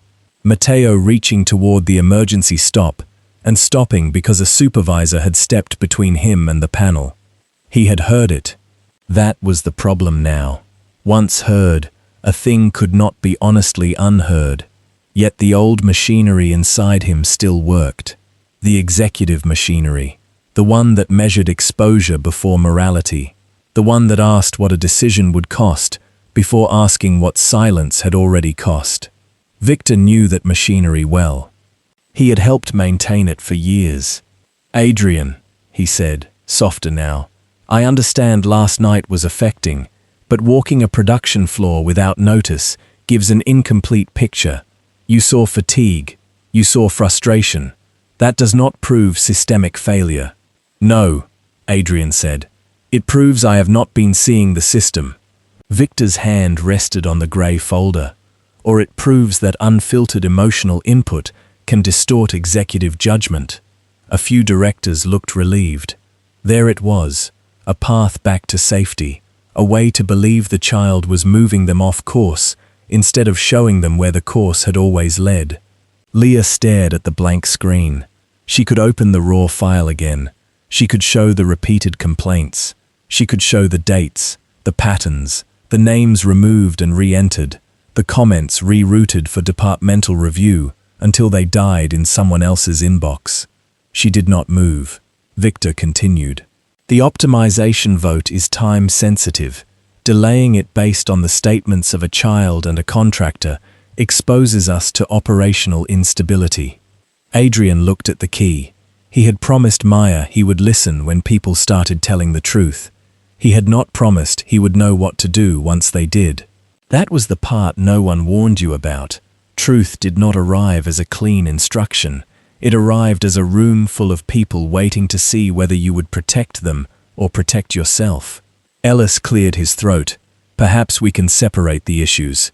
Proceed with the vote, but open a review into night operations." Victor nodded at once. That would be the prudent path. Leah closed her eyes for half a second. A review meant delay. Delay meant pressure. Pressure meant people like Matteo would be called in one at a time and asked to explain themselves under fluorescent lights by managers who controlled their schedules. Ruth would lose shifts. Maya would be banned from the building. The forms would become attachments in a system designed to make urgency look disorderly. Adrian knew it too. Still, he hesitated. Victor saw the hesitation and stepped into it. "There is also the matter of the key," he said. Adrian looked up. "That item appears to belong to a decommissioned locker in a restricted employee area. It should be turned over to facilities. We cannot allow a child to control access to company property." The phrase sounded reasonable. That made Adrian hate it. Victor extended his hand across the table. For a moment, Adrian did not move. Then he picked up the key. Leah looked at him. So did every director in the room. Adrian turned the key once in his palm. The blue plastic tag was cracked near the hole where it had been tied to Maya's wrist. The faded letters were still visible. ER. He imagined Maya's fingers closing around it, Ruth's face when the guard brought her granddaughter down, Matteo saying, "Don't open that locker. Some things don't come back clean once they're opened." Victor's hand remained out. Adrian placed the key in his own pocket. "No," he said. The room held its breath. Victor's face hardened. "Adrian, that is not procedure." "Then procedure can wait." Before Victor could answer, the boardroom phone rang. No one touched it. It rang again. Leah looked at the caller ID on the console. Her face changed. Night operations. Adrian reached over and pressed the speaker button. For 1 second, there was only noise, machinery, shouting, a sharp alarm buried under static. Then Mateo Cruz's voice came through, strained and breathless. "Tell Mr. Cole Machine 4 is doing it again." Victor stood. Adrian did too. Mateo's next words cut through the room. "And Dana won't stop the line." The alarm did not sound like panic at first. It came through the boardroom speaker as a thin, broken pulse beneath the roar of machinery, too distant to frighten anyone who had never stood beside a line when metal began to argue with itself. Around the table, the directors froze in their leather chairs, listening to a sound they did not know how to read. Adrian did, not because he understood the machine yet, because he had heard Maya's face go still the night before, when that same rhythm first moved through the floor. A catch, a scrape, a breath that could not complete itself. Mateo's voice returned through the speaker, harder now. "He's telling us to keep running." Victor reached toward the console. "Mateo, this is not the proper channel for operational escalation." The words had barely left his mouth before Adrian turned on him. "Move." Victor stopped. Adrian leaned over the speaker. "Mateo, where are you?" "Line 4, packaging hall. Lower panel is shaking. Is anyone hurt?" A pause. Not silence. Too much noise for silence. But a pause long enough for everyone in the boardroom to understand that the answer was not clean. "Not yet," Mateo said. Adrian was already walking. The board members stood in fragments behind him. Chairs shifted. Someone said his name. Victor followed fast, his face controlled but pale at the edges. Leah Park grabbed her tablet and moved after them without being told. The elevator ride down felt longer than the climb ever had. No one spoke. The alarm became louder before the doors opened. It reached them through the walls, through the floor, through the metal bones of the building. By the time Adrian stepped out into the service corridor, the sound had become physical. It pressed against his chest. It entered his teeth. Workers were gathered near the production entrance, not enough to block the way, but enough to show that something had gone wrong, beyond normal frustration. A forklift sat idle, with its hazard light turning in slow amber circles. 2 supervisors were speaking into radios. One kept repeating that the line was still active, as if repetition could make that sound less dangerous. Adrian moved past them. This time, people recognized him. It changed the corridor at once. Bodies straightened, conversations died. Men and women who had been angry a second earlier became careful. That carefulness struck Adrian harder than the alarm. Even in crisis, they were still afraid of being seen incorrectly. Inside the production hall, Machine 4 was running. The conveyor belt jerked forward in uneven intervals. Cartons gathered too close beneath the ceiling arm, shuddering as the machine pulled them in and released them too late. A yellow warning light blinked, paused, then blinked again. Not a steady alert, not a complete failure, something worse. A system begging to be believed before it broke. Dana stood beside the control panel with a radio in one hand. Mateo stood a few feet away, one palm raised toward him. "Stop the line," Mateo said. "We are not stopping a full shipment because of vibration," Dana snapped. "It's not just vibration. It has done this before. That's the point." Dana turned, saw Adrian, and changed his face so quickly it looked practiced. "Mr. Cole," he said, "we have a minor mechanical irregularity. Maintenance is on the way. The team is maintaining output safely." A carton jammed beneath the arm. The machine knocked hard once. Several workers stepped back. Mrs. Alvarez, the woman with the taped wrist, reached to clear a box from the side rail. Mateo saw her move. "Don't touch that." She froze. The ceiling arm came down late, missed the carton edge, and struck the guide rail with a sound like metal biting metal. Adrian looked at Dana. "Why is it still running?" Dana swallowed. because stopping now risks losing the batch. We have an export deadline.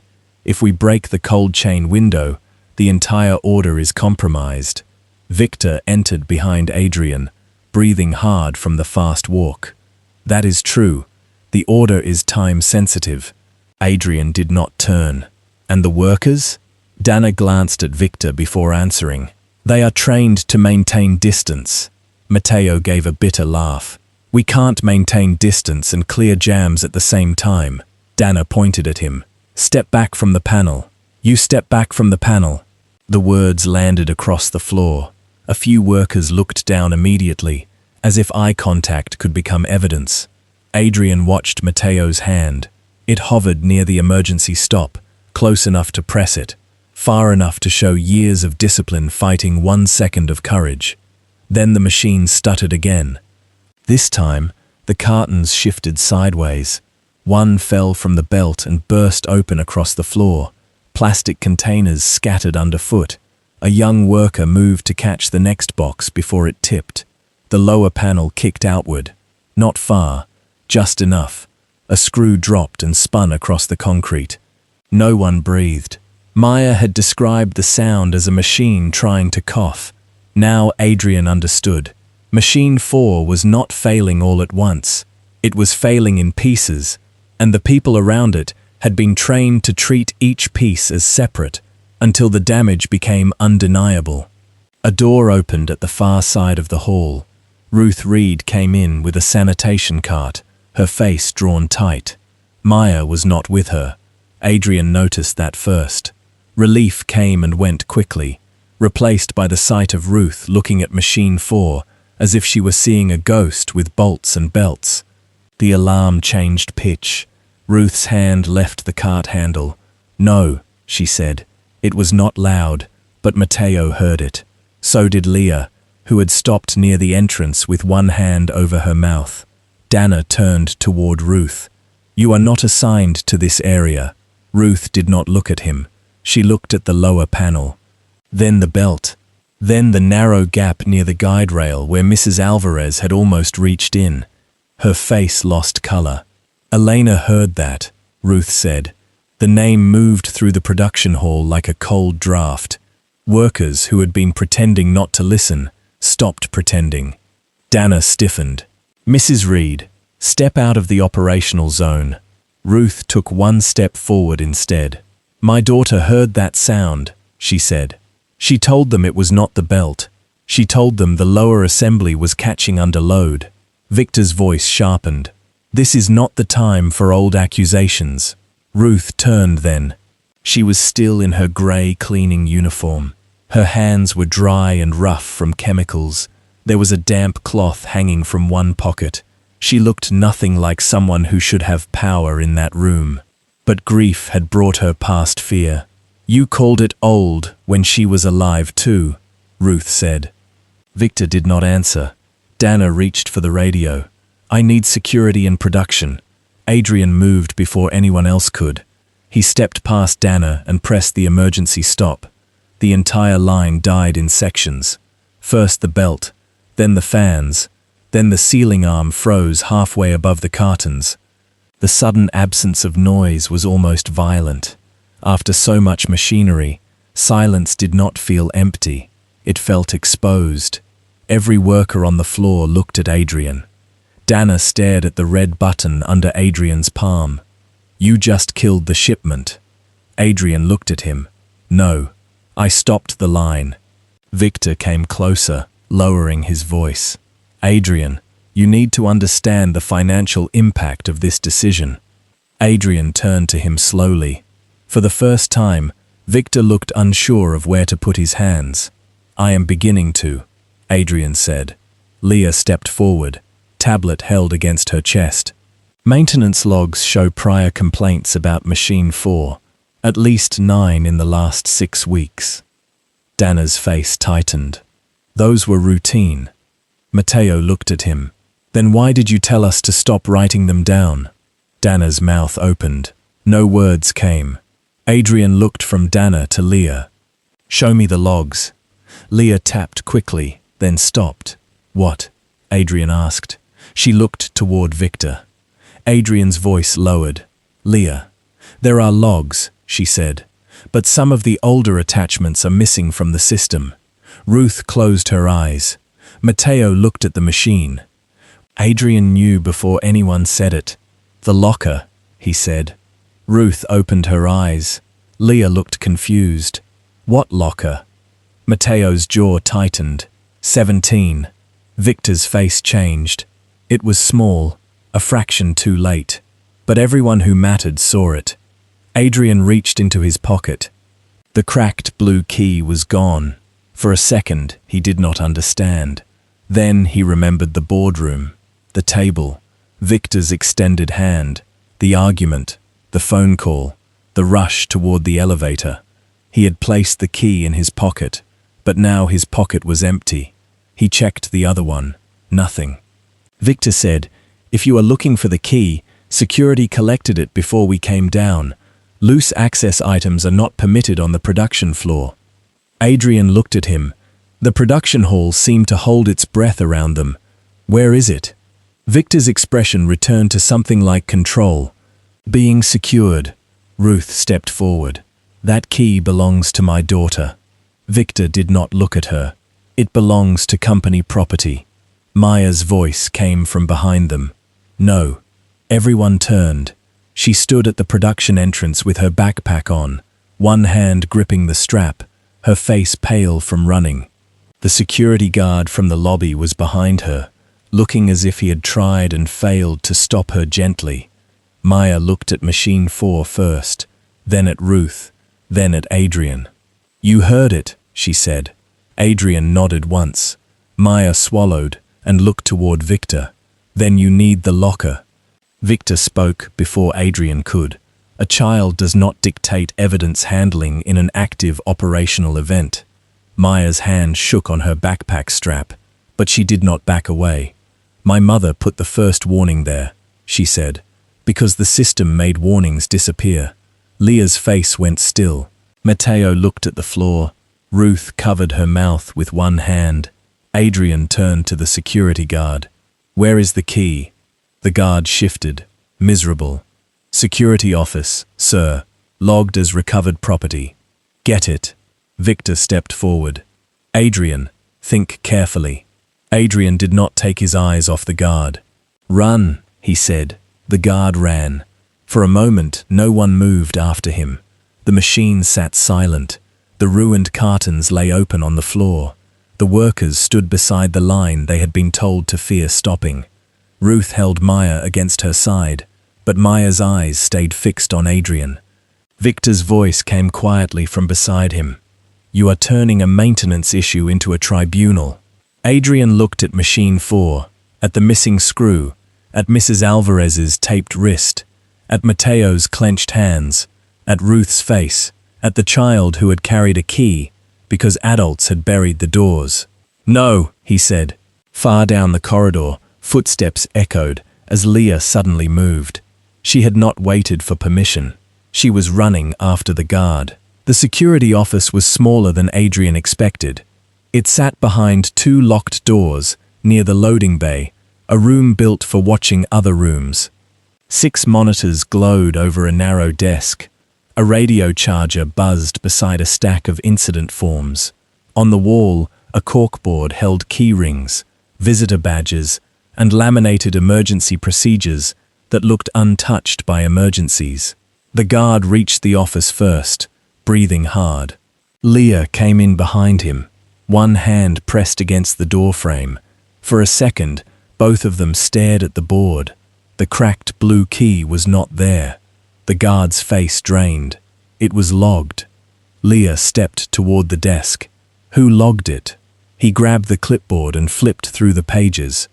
His finger moved down the columns, stopped, then moved back up, as if the answer might change if he read it twice.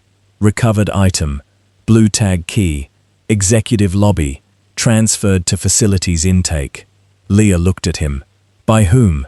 The guard did not answer fast enough. Leah took the clipboard from his hands. The signature at the bottom was not from facilities. It was Dana's. For a moment, The office seemed to shrink around them. The monitors kept glowing. The radio kept buzzing. On one screen, Machine 4 sat silent in the production hall, while workers stood around it like witnesses at the edge of a grave. Leah looked at the guard. "Call Adrian." He was already reaching for the radio. By the time Adrian arrived, Victor was with him, and so was Ruth, because Ruth had refused to stay behind. Maya walked close to her grandmother, both hands wrapped around the straps of her backpack. She did not ask where the key was. She saw the empty hook on the board and understood. Dana had been brought in by another supervisor. His face had the stiff look of a man who had already chosen his version of events and was waiting for everyone else to catch up.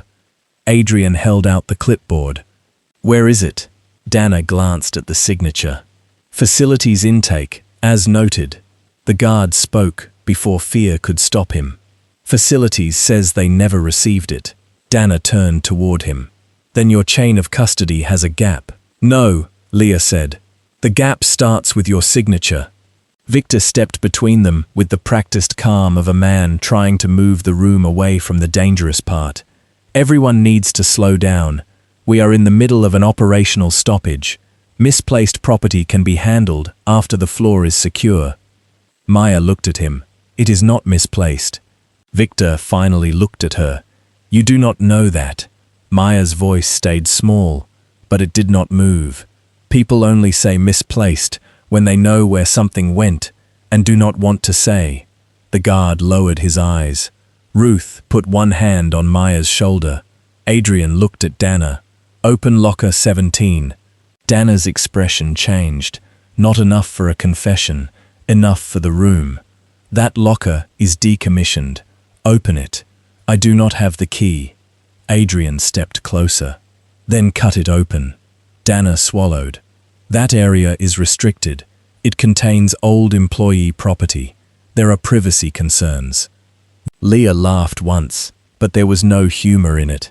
It came out like something breaking under pressure.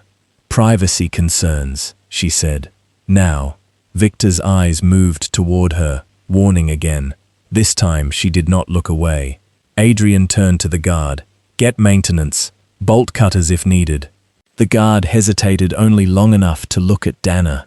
Then he left. Dana's jaw worked. "You are making a serious mistake." Adrian looked at him. "I think I made it years ago." No one answered that. They walked together toward the old locker corridor behind the production floor. The route took them past Machine 4. It stood silent now, the half-raised ceiling arm frozen over the cartons. Without the movement and noise, the machine looked less powerful, almost ashamed. The missing screw still lay near the lower panel, a tiny piece of metal that had stopped being tiny. Workers watched them pass. No one asked to follow. But several did.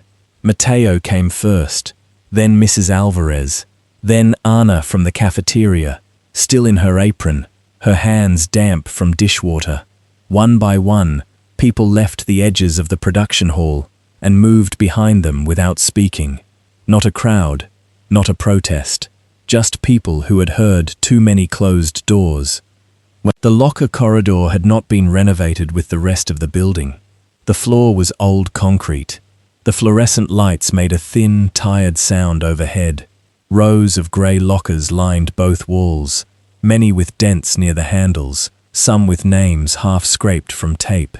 Maya stopped before number 17. The small metal plate was crooked.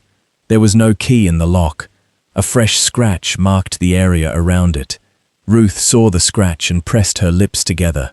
Maya touched the locker door with 2 fingers. She did not open it. She could not, but the gesture was careful, almost apologetic. "My mum used to keep peppermints in there," she said. No one spoke. She said if the night got too long, sugar helped people stay kind. Mateo looked away. Dana's face hardened. "This is sentimental manipulation." Ruth turned on him then. "Do not use that voice near her." The words were not loud, but they stopped him. For the first time since Adrian had known her, Ruth did not sound like someone asking permission to exist in the building. The guard returned with a maintenance technician carrying bolt cutters. The technician looked at Adrian, then at Dana, then at the growing line of workers behind them. Adrian nodded. "Open it." The cutters bit through the lock with a dull snap. The sound echoed down the corridor. Maya flinched. Ruth tightened her hand on the girl's shoulder. The technician stepped back. Adrian reached for the locker handle, then stopped. He looked at Maya. She shook her head, not because she did not want it opened, because it was not his to open first. Ruth understood. She took one slow step forward and placed her rough hand on the handle. Her fingers trembled once. Then she pulled. The locker door opened with a dry metal groan. At first, there was almost nothing inside. A folded blue vest hung from the hook. A paper cup with 3 old peppermints sat on the upper shelf. A photograph was taped to the back wall, faded at the edges. Elena Reed stood beside a much younger Maya, both of them smiling, in safety glasses, too large for the child's face. Below the photograph was a stack of papers bound with rubber bands, and beneath those, a small black flash drive taped to the underside of the shelf. Leah saw it first. She reached up carefully and removed it. The tape came away slowly, leaving a grey mark behind. Victor stepped forward. "That needs to go through legal review before anyone opens it." Adrian held out his hand. Victor did not move. Adrian looked at Leah. "Plug it in." They went to the nearest supervisor station, a metal desk with an old monitor and a keyboard shiny from use. Leah connected the flash drive. The workers gathered at a distance, close enough to see the screen, far enough to pretend they were not demanding anything.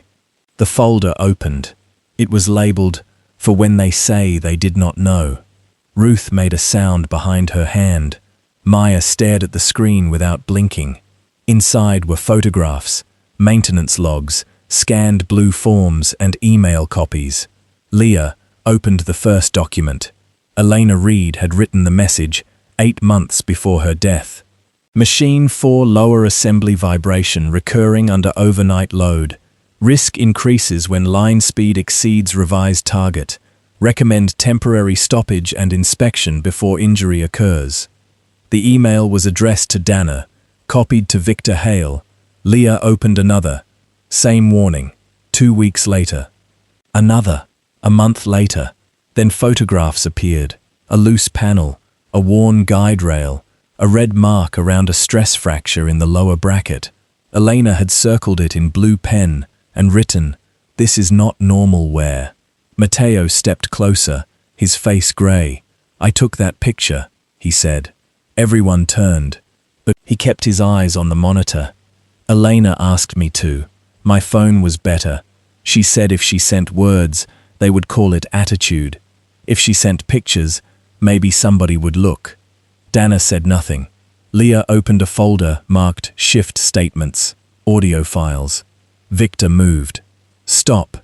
The word came out too fast. Adrian looked at him. Victor corrected himself, but the damage had already happened. "We do not know the source or legality of those recordings." Maya spoke without turning around. "My mum recorded herself after meetings because people kept saying she remembered wrong." Leah clicked one file. Elena's voice filled the small station speaker. It was not dramatic. It was tired. A little hoarse. The voice of a woman speaking quietly after a long shift, trying to stay clear because clarity was all she had left.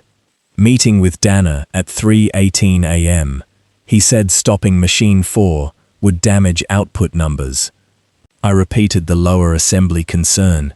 He told me I was creating fear. I asked for written confirmation that he was refusing inspection. He laughed. The audio ended. No one moved. Leah opened another file. Conversation with Mr. Hale after shift review. He said escalation language was inappropriate. He said safety culture requires discipline, not panic. I asked if he had read the photos. He said I should focus on my assigned role. The speaker clicked off. The corridor beyond the station was silent now. Even the workers at the back seemed afraid to breathe too loudly. Victor's face had lost color, but he did not collapse. Men like Victor did not collapse. They reorganized. "We need context," he said. The sentence came out steady at first, then weakened near the end. Adrian looked at him. "You had it." Leah opened one final file. It was not a report. It was a letter. The first line was addressed to Ruth. "Mom, if anything happens, please do not let Maya think I stayed quiet." Ruth bent forward, as if the words had struck her body. Maya did not cry. She reached for her grandmother's hand and held it with both of hers. Leah's voice trembled as she read the rest silently, then stopped at the final paragraph. Adrian looked at her. "Read it." Leah could barely manage the words. "I am not trying to be difficult. I am trying to make sure no one has to explain to another child why a parent did not come home from a shift everyone said was safe." The room did not understand all at once. It understood in pieces. The missing complaints, the altered reports, the warnings marked emotional, the workers trained to doubt their own fear, the child in the lobby with papers everyone else had thrown away. Adrian looked around at the faces in the corridor. Mateo with his hands at his sides, Mrs. Alvarez holding her taped wrist, Anna crying silently near the lockers, Ruth standing upright only because Maya was holding her, Leah staring at the screen as if she had finally found the file she had been afraid existed. No one had saved Elena Reed, but she had left the truth where only people who cleaned, waited, hurt, and remembered would know to look. Adrian turned to Victor. Victor adjusted his jacket, a small, useless motion that made him look suddenly human and much smaller. "We had no way of knowing," Victor said. His own voice betrayed him. On the monitor behind him, Elena's email remained open, copied to Victor Hale. Adrian did not raise his voice. "That," he said, "is the first lie we are going to stop repeating." The workers did not enter the boardroom all at once. They came the way people enter rooms where they have never been welcome, slowly, watching the floor first, then the chairs, then the faces of the people who had made decisions about their lives without ever learning the shape of them.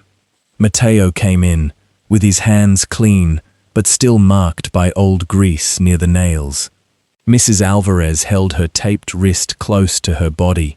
Anna stood near the wall in her cafeteria apron, as if she still expected someone to tell her she was in the wrong place. Ruth Reed entered last with Maya beside her. The cracked blue key was in Maya's hand again. No one tried to take it. Adrian stood at the head of the table, but he did not sit there. That mattered. Everyone noticed, even if no one said it. The board members remained in their leather chairs, their folders closed now, their water glasses untouched. Victor Hale stood near the far wall, with his jacket buttoned and his face arranged into something that wanted to be dignity. Leah Park connected her tablet to the wall screen. For once, there were no green arrows. There were no softened phrases, no engagement trend lines, no photographs of smiling employees chosen from a corporate event where everyone had been told to wear branded shirts. The first image on the screen was Elena Reed's email. Plain text, a timestamp, a warning, a copy line that included Victor Hale. The room read it in silence. Adrian watched their faces as they reached the line that mattered. Risk increases when line speed exceeds revised target. A director shifted in his chair. Another looked toward Victor, then away. The chairwoman removed her glasses and set them on the table. It was a small motion, but the room followed it. The kind of room that used to follow only power was beginning to follow shame. Victor spoke first. "This material has not been authenticated." Leah looked at him. It was not anger in her face. Anger would have been easier to dismiss. It was exhaustion, and exhaustion had made her precise. "The email headers are intact," she said. "The maintenance photos match archived timestamps. The audio files reference meetings logged in the operations calendar. I have also recovered 9 raw complaints that were routed to departmental review and never escalated. Victor turned to the board. Raw complaints are not findings. Matteo gave a short breath that was almost a laugh. Every eye moved to him. He seemed to regret the sound at first. Then he looked at Machine 4's maintenance images on the screen and lifted his chin. They were findings before someone decided not to find them, he said. The sentence did not sound polished. That was why it worked. Victor's mouth tightened. Mr. Cruz, you are not qualified to determine root cause. Matteo nodded slowly, as if he had heard that sentence many times in different clothes. No, he said. I'm only qualified to stand next to it every night. The room went still. Adrian did not rescue the moment. He let it stay uncomfortable. He had spent years ending discomfort too quickly, because discomfort slowed meetings. Now he understood that some truths needed the room to feel them before anyone tried to solve them. Leah clicked to the next file. A spreadsheet appeared. Not the clean board version, the raw one. Rows of comments, dates, shift codes, and routing paths filled the screen. Some had been marked closed. Some had been labeled duplicate. Some had been moved to supervisor review and never returned. Several mentioned Elena. Several mentioned Machine 4. Several mentioned fear of retaliation. Leah's voice was quiet but clear. These are only the ones I could recover from the last 6 weeks. The language changes, but the pattern does not. Workers reported the same machine issue, the same speed pressure, the same brake denial, and the same concern that reporting would make their schedules worse. A board member leaned forward. Why did this not appear in the deck? Leah's hand tightened around the remote. For a second, she looked like the old Leah, the one trained to make the safest sentence. Then she looked at Ruth. She looked at Maya. She looked at Matteo and Mrs. Alvarez and Anna, all standing in a room that had never been built for them. Because I allowed the deck to become more important than the people it was supposed to represent, she said. No one moved. Victor seized on it. So you admit the reporting failure occurred in people operations. Leah turned to him. I admit I was afraid of what would happen if I pushed harder. I admit I softened language, because I knew which words made you angry. I admit I told myself that keeping my seat at the table was better than losing it. Her voice shook once, then steadied. But I did not order workers to stop writing complaints. I did not bury Elena Reed's emails. I did not turn a safety warning into a performance problem. Victor's face lost another layer of color. He looked toward Adrian. This is becoming personal. Ruth spoke before Adrian could. It was personal when my daughter did not come home. The words were not loud. They did not need to be. They moved across the table and changed every face they touched. Ruth stood with one hand on Maya's shoulder. Her cleaning uniform was still creased from work. The cuff was damp from the production floor. She looked smaller than most people in the room, but no one looked through her now. Victor inhaled carefully. Mrs. Reed, no one is minimizing your loss. You did, Ruth said. Victor stopped. You minimized it with forms. You minimized it with phrases. You minimized it when you told me the matter had been reviewed and closed. Her hand tightened gently on Maya's shoulder. I was tired. I was scared. I had a child to feed. So I signed what you gave me, and I let you make my daughter sound careless. Maya looked up at her grandmother. Ruth did not look down. If she did, she might not finish. My daughter was not careless, she said. She was careful enough for all of you. Silence followed. This time no one tried to fill it.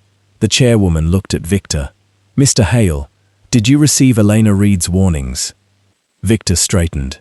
I received a number of operational communications during that period. That was not the question. Adrian almost smiled at the echo of his own words from the lobby, but nothing in the room was light enough for that. Victor adjusted his cuff. Yes, I was copied. Did you read them? I reviewed the summaries available at the time. Leah clicked again. The screen showed an email opened from Victor's account. "Read receipt confirmed." The chairwoman's voice hardened. "Did you read them?" Victor looked at the screen. His first sentence began with confidence and died halfway through. "We had competing priorities." Mrs. Alvarez closed her eyes. Mateo looked down at his hands. Maya watched Victor with the steady gaze of a child who had stopped waiting for adults to surprise her. Adrian finally spoke. "Competing priorities," he said. "That is what we called it." Everyone turned to him. He placed both hands on the back of an empty chair. He did not raise his voice. He did not need to. The room was listening now, and that made every word heavier.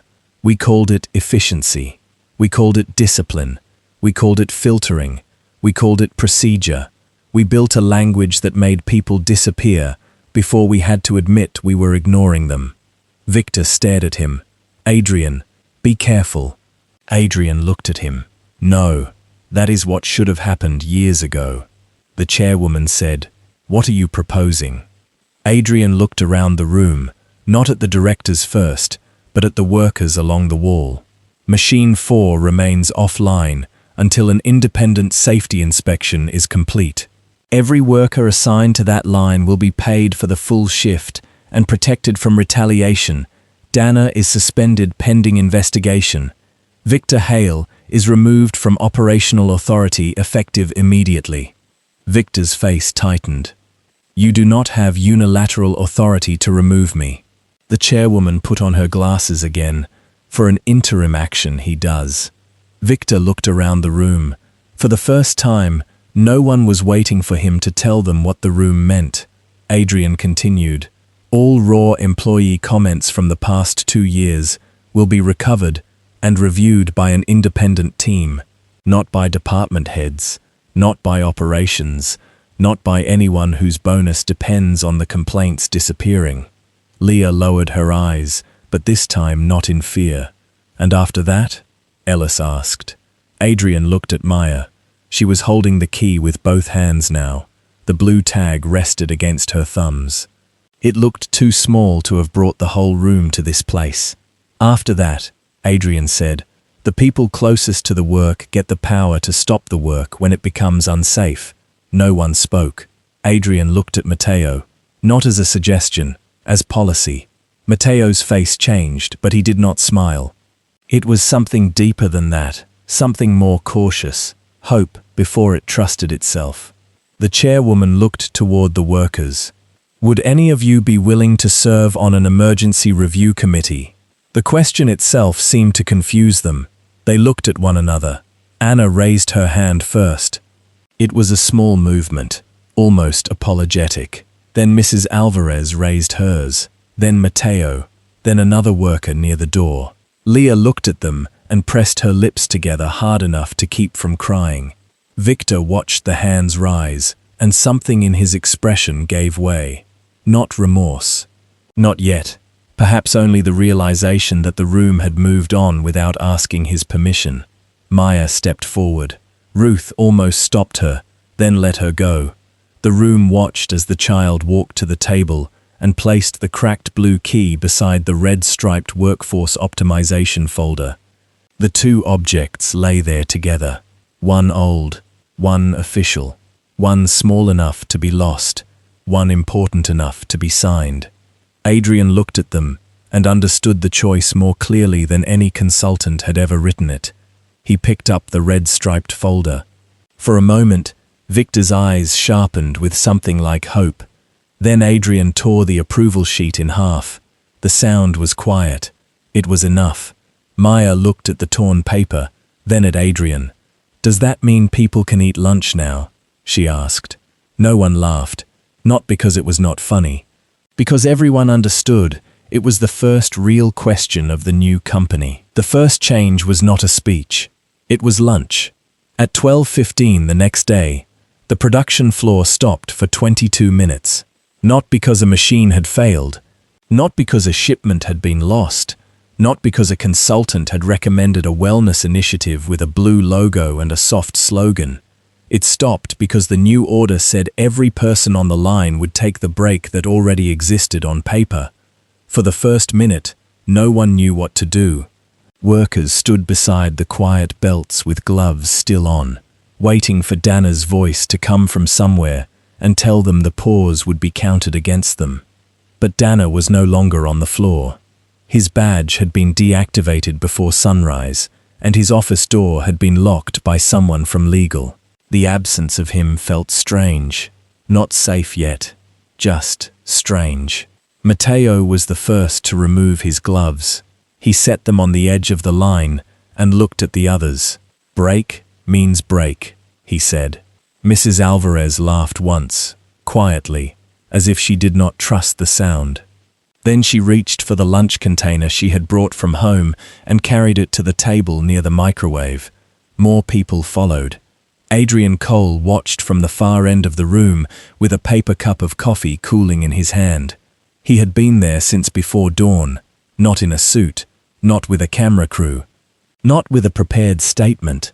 He stood near the supervisor station while independent safety engineers moved around Machine 4, opening panels, photographing worn brackets, marking loose fittings with orange tags. Every mark looked small. Every mark felt like an accusation. Leah Park stood beside him with a clipboard full of names. For the first time since Adrian had known her, she was not carrying a polished deck. She was carrying raw lists, handwritten notes, shift assignments, complaint pathways, and the names of people who had agreed to speak if their schedules could not be touched afterward. 14 people so far, she said. 14 willing to speak? 14 willing to put their names on it. Adrian looked toward the break table. Matteo was peeling an orange with his thumbs. Mrs. Alvarez held a plastic fork in her taped hand. Anna had brought extra soup from the cafeteria and was ladling it into paper bowls for workers who had not packed enough. "How many off the record?" Leah glanced down. 41. Adrian did not answer. The number moved through him slowly.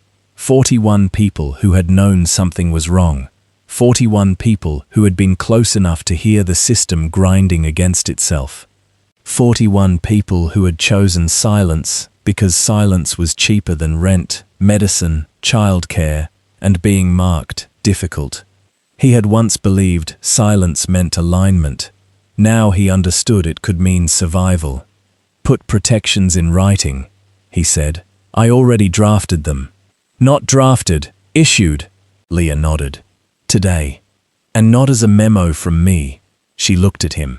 "From the board," he said, "with signatures." Leah held his gaze for a moment. Then she wrote it down. Across the floor, Maya sat beside Ruth at the break table. Her backpack rested between her feet, but it was less full now. The blue forms had been scanned, logged, and returned to her in a clear folder because she had asked to keep the originals until the company proved it had learned how not to lose things. The cracked blue key lay on the table near her carton of milk. No one touched it. Adrian walked over slowly. Conversation thinned as he approached. People did not go silent the way they had before, but they were still careful. Fear did not leave a building overnight. It had to be shown the door many times. Maya looked up at him. "Are they fixing it?" "Yes." "Are they only fixing the machine?" Adrian sat across from her. The chair was plastic and too low. It made him feel awkward, which seemed appropriate. "No," he said. "Not only the machine." Ruth studied him with eyes that had accepted too many polished words in her life to be moved by one more answer. "What else?" Maya asked. Adrian looked around the table before he spoke. Not at the directors, not at Victor, not at the people who had once prepared his version of the truth. He looked at the workers eating quickly, even though they no longer had to. He looked at Anna, wiping soup from the edge of a bowl before handing it to someone else. He looked at Mrs. Alvarez flexing her wrist and trying not to show pain. "Starting today," he said, "any worker can stop a line for a safety concern without supervisor approval. If the concern is false, no punishment. If the concern is real, the report goes directly to safety review and the worker gets a written response." Matteo stopped peeling the orange. Adrian continued. Breaks will be tracked as breaks, not lost output. Anonymous comments will still be allowed, but raw complaints will no longer pass through the manager being complained about. Leah's team will report directly to an independent board committee for employee safety and retention. Ruth's face did not change much. Maya's did. And the room? She asked. Adrian knew which room she meant. The old employee voice room had been closed 3 years earlier during an office redesign. The sign had been removed. The suggestion box had been taken down. The space had become a storage room for retired monitors, broken chairs, and framed company values no one had bothered to hang again. We are reopening it, he said. Maya looked at the key. With a lock people can actually use? With no lock on the outside, Adrian said. That made Anna look up. Adrian turned to the room. It will be staffed across shifts, not just during office hours. Night workers will have access. Contractors will have access. Cleaning staff will have access. Cafeteria staff will have access. He paused. This part cost him more than the policy. Not because it was expensive, but because it required him to say aloud what should have been obvious years ago. And the first committee will include people from the floor. Matteo looked at him as if waiting for the correction. Adrian gave none. You, he said. Mrs. Alvarez, if she agrees. Anna, if she agrees. Ruth, if she agrees. Ruth blinked. I clean this building, she said. I know. I am not management. No, Adrian said. That is why I need you in the room. Ruth looked down at Maya's key. Her mouth tightened, and for a moment, Adrian thought she might refuse. He would not have blamed her. Some invitations arrived too late to feel like honor. Then Ruth said, I will not sit there so you can say you listened. Adrian nodded. Good. I will sit there if people can tell the truth without losing rent money. They can. Put that in writing too. Leah, standing nearby, wrote it down before Adrian could answer. The workers saw it. That mattered more than the promise. By late afternoon, the board issued the first formal actions. Machine 4 would remain offline until the independent engineers cleared it. All workers affected by the stoppage would receive full pay. Dana was suspended pending investigation. Victor Hale was removed from all operational authority while outside counsel reviewed his handling of Elena Reed's warnings and the missing complaints. Every retaliation claim from the last 2 years would be reopened. The email went out to the whole company at 4:28. At 4:31, the replies began. Some were cautious, some were angry, some contained only one sentence. I tried to report this last year. Leah read them in her office with the door open. She did not close it again that day. At 6, Adrian went to the storage room that had once been the employee voice room. 2 facilities workers had already cleared half the broken chairs. Dust marked the floor in pale rectangles where cabinets had stood for years. Against one wall, someone found the old sign under a stack of unused frames. Employee voice. The letters were scratched, but readable. Maya stood in the doorway with Ruth beside her. Adrian had not asked them to come. Ruth had brought Maya because the child refused to go home until she saw the room with her own eyes. Adrian lifted the old sign and looked at her. What should we call it? He asked. Maya stepped inside. Her shoes left small marks in the dust. She looked around at the empty walls, the exposed outlets, the boxes of forgotten things. Then she looked at the key in her hand. Don't name it after my mum, she said. Ruth looked at her. Maya kept her eyes on Adrian. People will be nice for a while if you do that. Then they'll forget again. Adrian felt the truth of it land. What should we do instead? Maya walked to the center of the room and placed the cracked blue key on the dusty table. Put her letter here, she said, and under it, put a box that nobody's boss can open first. Adrian looked at the key, then at Ruth, then at Leah, who stood in the hallway with her clipboard held against her chest. We can do that, he said. Maya nodded, not satisfied, not impressed, only ready to see whether adults could keep a promise longer than a meeting. 3 months later, the 50th floor no longer held the first meeting of the week. That did not make the company good. Adrian Cole had learned to distrust easy words like transformed, healed, and new. Buildings did not change because one room cried. Systems did not become honest because one man felt ashamed. A company could apologize in the morning and repeat itself by Friday if the apology did not become procedure. So the first meeting now began at 5:45 a.m. near the production floor, before the day people arrived, and before anyone had time to polish the truth. The chairs were plastic. The coffee came from the same machine everyone else used. The agenda was taped to the wall in plain black letters: safety, breaks, retention, open complaints, unanswered complaints, names of supervisors under review, names of workers who had requested protection. The first few weeks, people watched Adrian like they were waiting for the performance to end. He understood.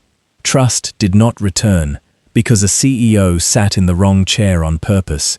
Trust returned when a worker said something dangerous and nothing bad happened afterward. So he listened. When Mrs. Alvarez said the new wrist supports were cheaper than the old ones and made the pain worse, the purchasing order changed before the next shift. When Anna said cafeteria leftovers were being counted as waste even when night workers had missed meal windows, the food policy changed. When Mateo said the new emergency stop policy meant nothing if workers were still afraid their supervisors would punish them later in schedules, the scheduling review moved out of operations and into the independent committee. None of it was dramatic. That was the point. The company began to change in ordinary ways. Breaks appeared on calendars and happened in real time. The blue forms were replaced with a system that sent every complaint to 2 places at once. One copy to the review committee and one copy to a secure archive no department head could edit. The old suggestion box became a glass case, not because glass was fancy, but because Maya had said people should see that the box existed and that no one had to hide their words inside trash anymore. The room reopened on a Thursday. They did not call it the Elena Reed Memorial Room. Maya had been firm about that. Her mother had not died to become a slogan. Instead, the sign beside the door read, Employee Voice Room. Under it, in smaller letters, someone had added a sentence from Elena's last letter. No one should have to explain to another child why a parent did not come home from a shift everyone said was safe.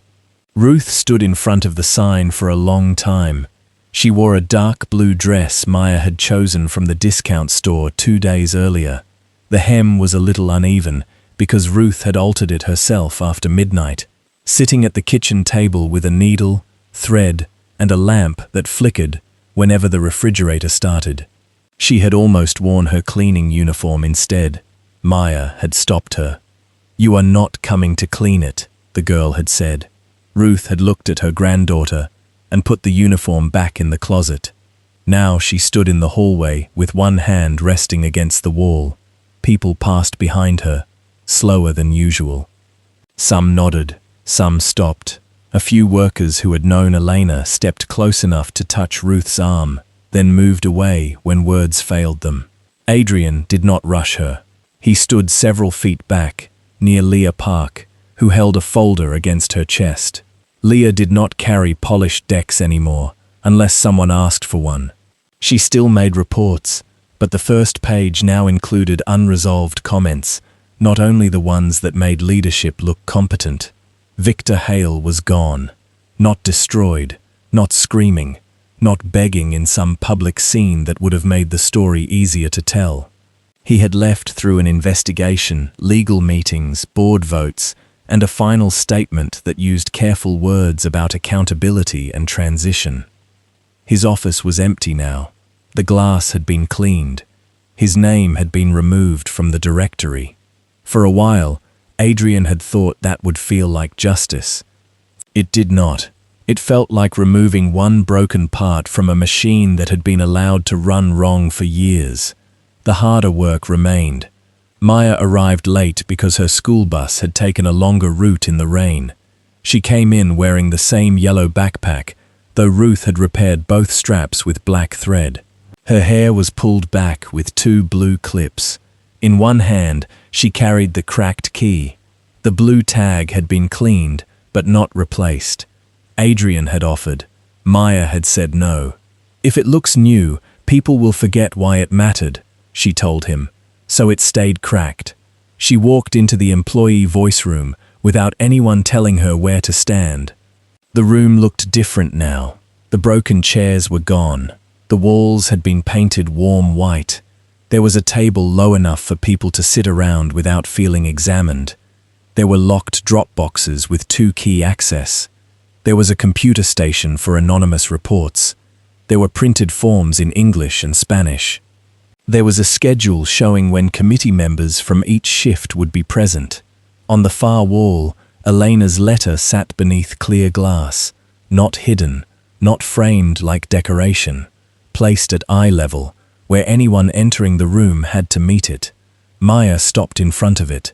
The room quieted around her. Ruth came to stand behind her, but did not touch her shoulder this time. Maya did not need steadying, not in this room. For almost a minute, the girl read the letter silently, though she knew every word. Her lips moved once near the final line. Then she looked down at the key in her hand. Adrian stepped forward. "We can keep it here if you want." Maya turned the key over in her palm. The old metal caught the light. For so long, she had held it like a secret, like proof, like a piece of her mother, small enough to protect from adults who made things disappear. Now the locker was open. The files had been copied. The truth had names, dates, voices, signatures, and witnesses. The key had done its job. But letting go of something that saved you was different from losing it. Maya looked at Ruth. Ruth nodded once.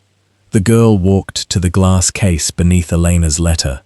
Adrian opened it with one of the new committee keys, then stepped back. He did not take the blue key from her. No one did.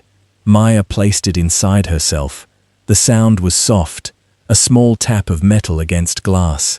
Nothing more. Still, Ruth covered her mouth. Mateo lowered his head. Leah looked toward the ceiling for a second, blinking too quickly. Adrian watched Maya's hand remain inside the case, a moment longer than necessary. Her fingers hovered over the key, not touching it now. Then she drew her hand back. Adrian closed the case. For the first time, the key was not hidden in a fist, a pocket, a locker, or a security office. It was visible. It belonged to the room. It belonged to the people who had been told their warnings were too small to matter. Maya looked at the wall, then at Adrian. "Will people still forget?" she asked. Adrian could have said no. The old Adrian would have. He would have treated certainty like leadership and given the child a clean answer. Instead, he looked at the forms on the table, the workers near the door, the committee schedule on the wall, Ruth standing upright beside her granddaughter, and the key resting beneath the letter. "People forget when forgetting is easy," he said. "So we are going to make it hard."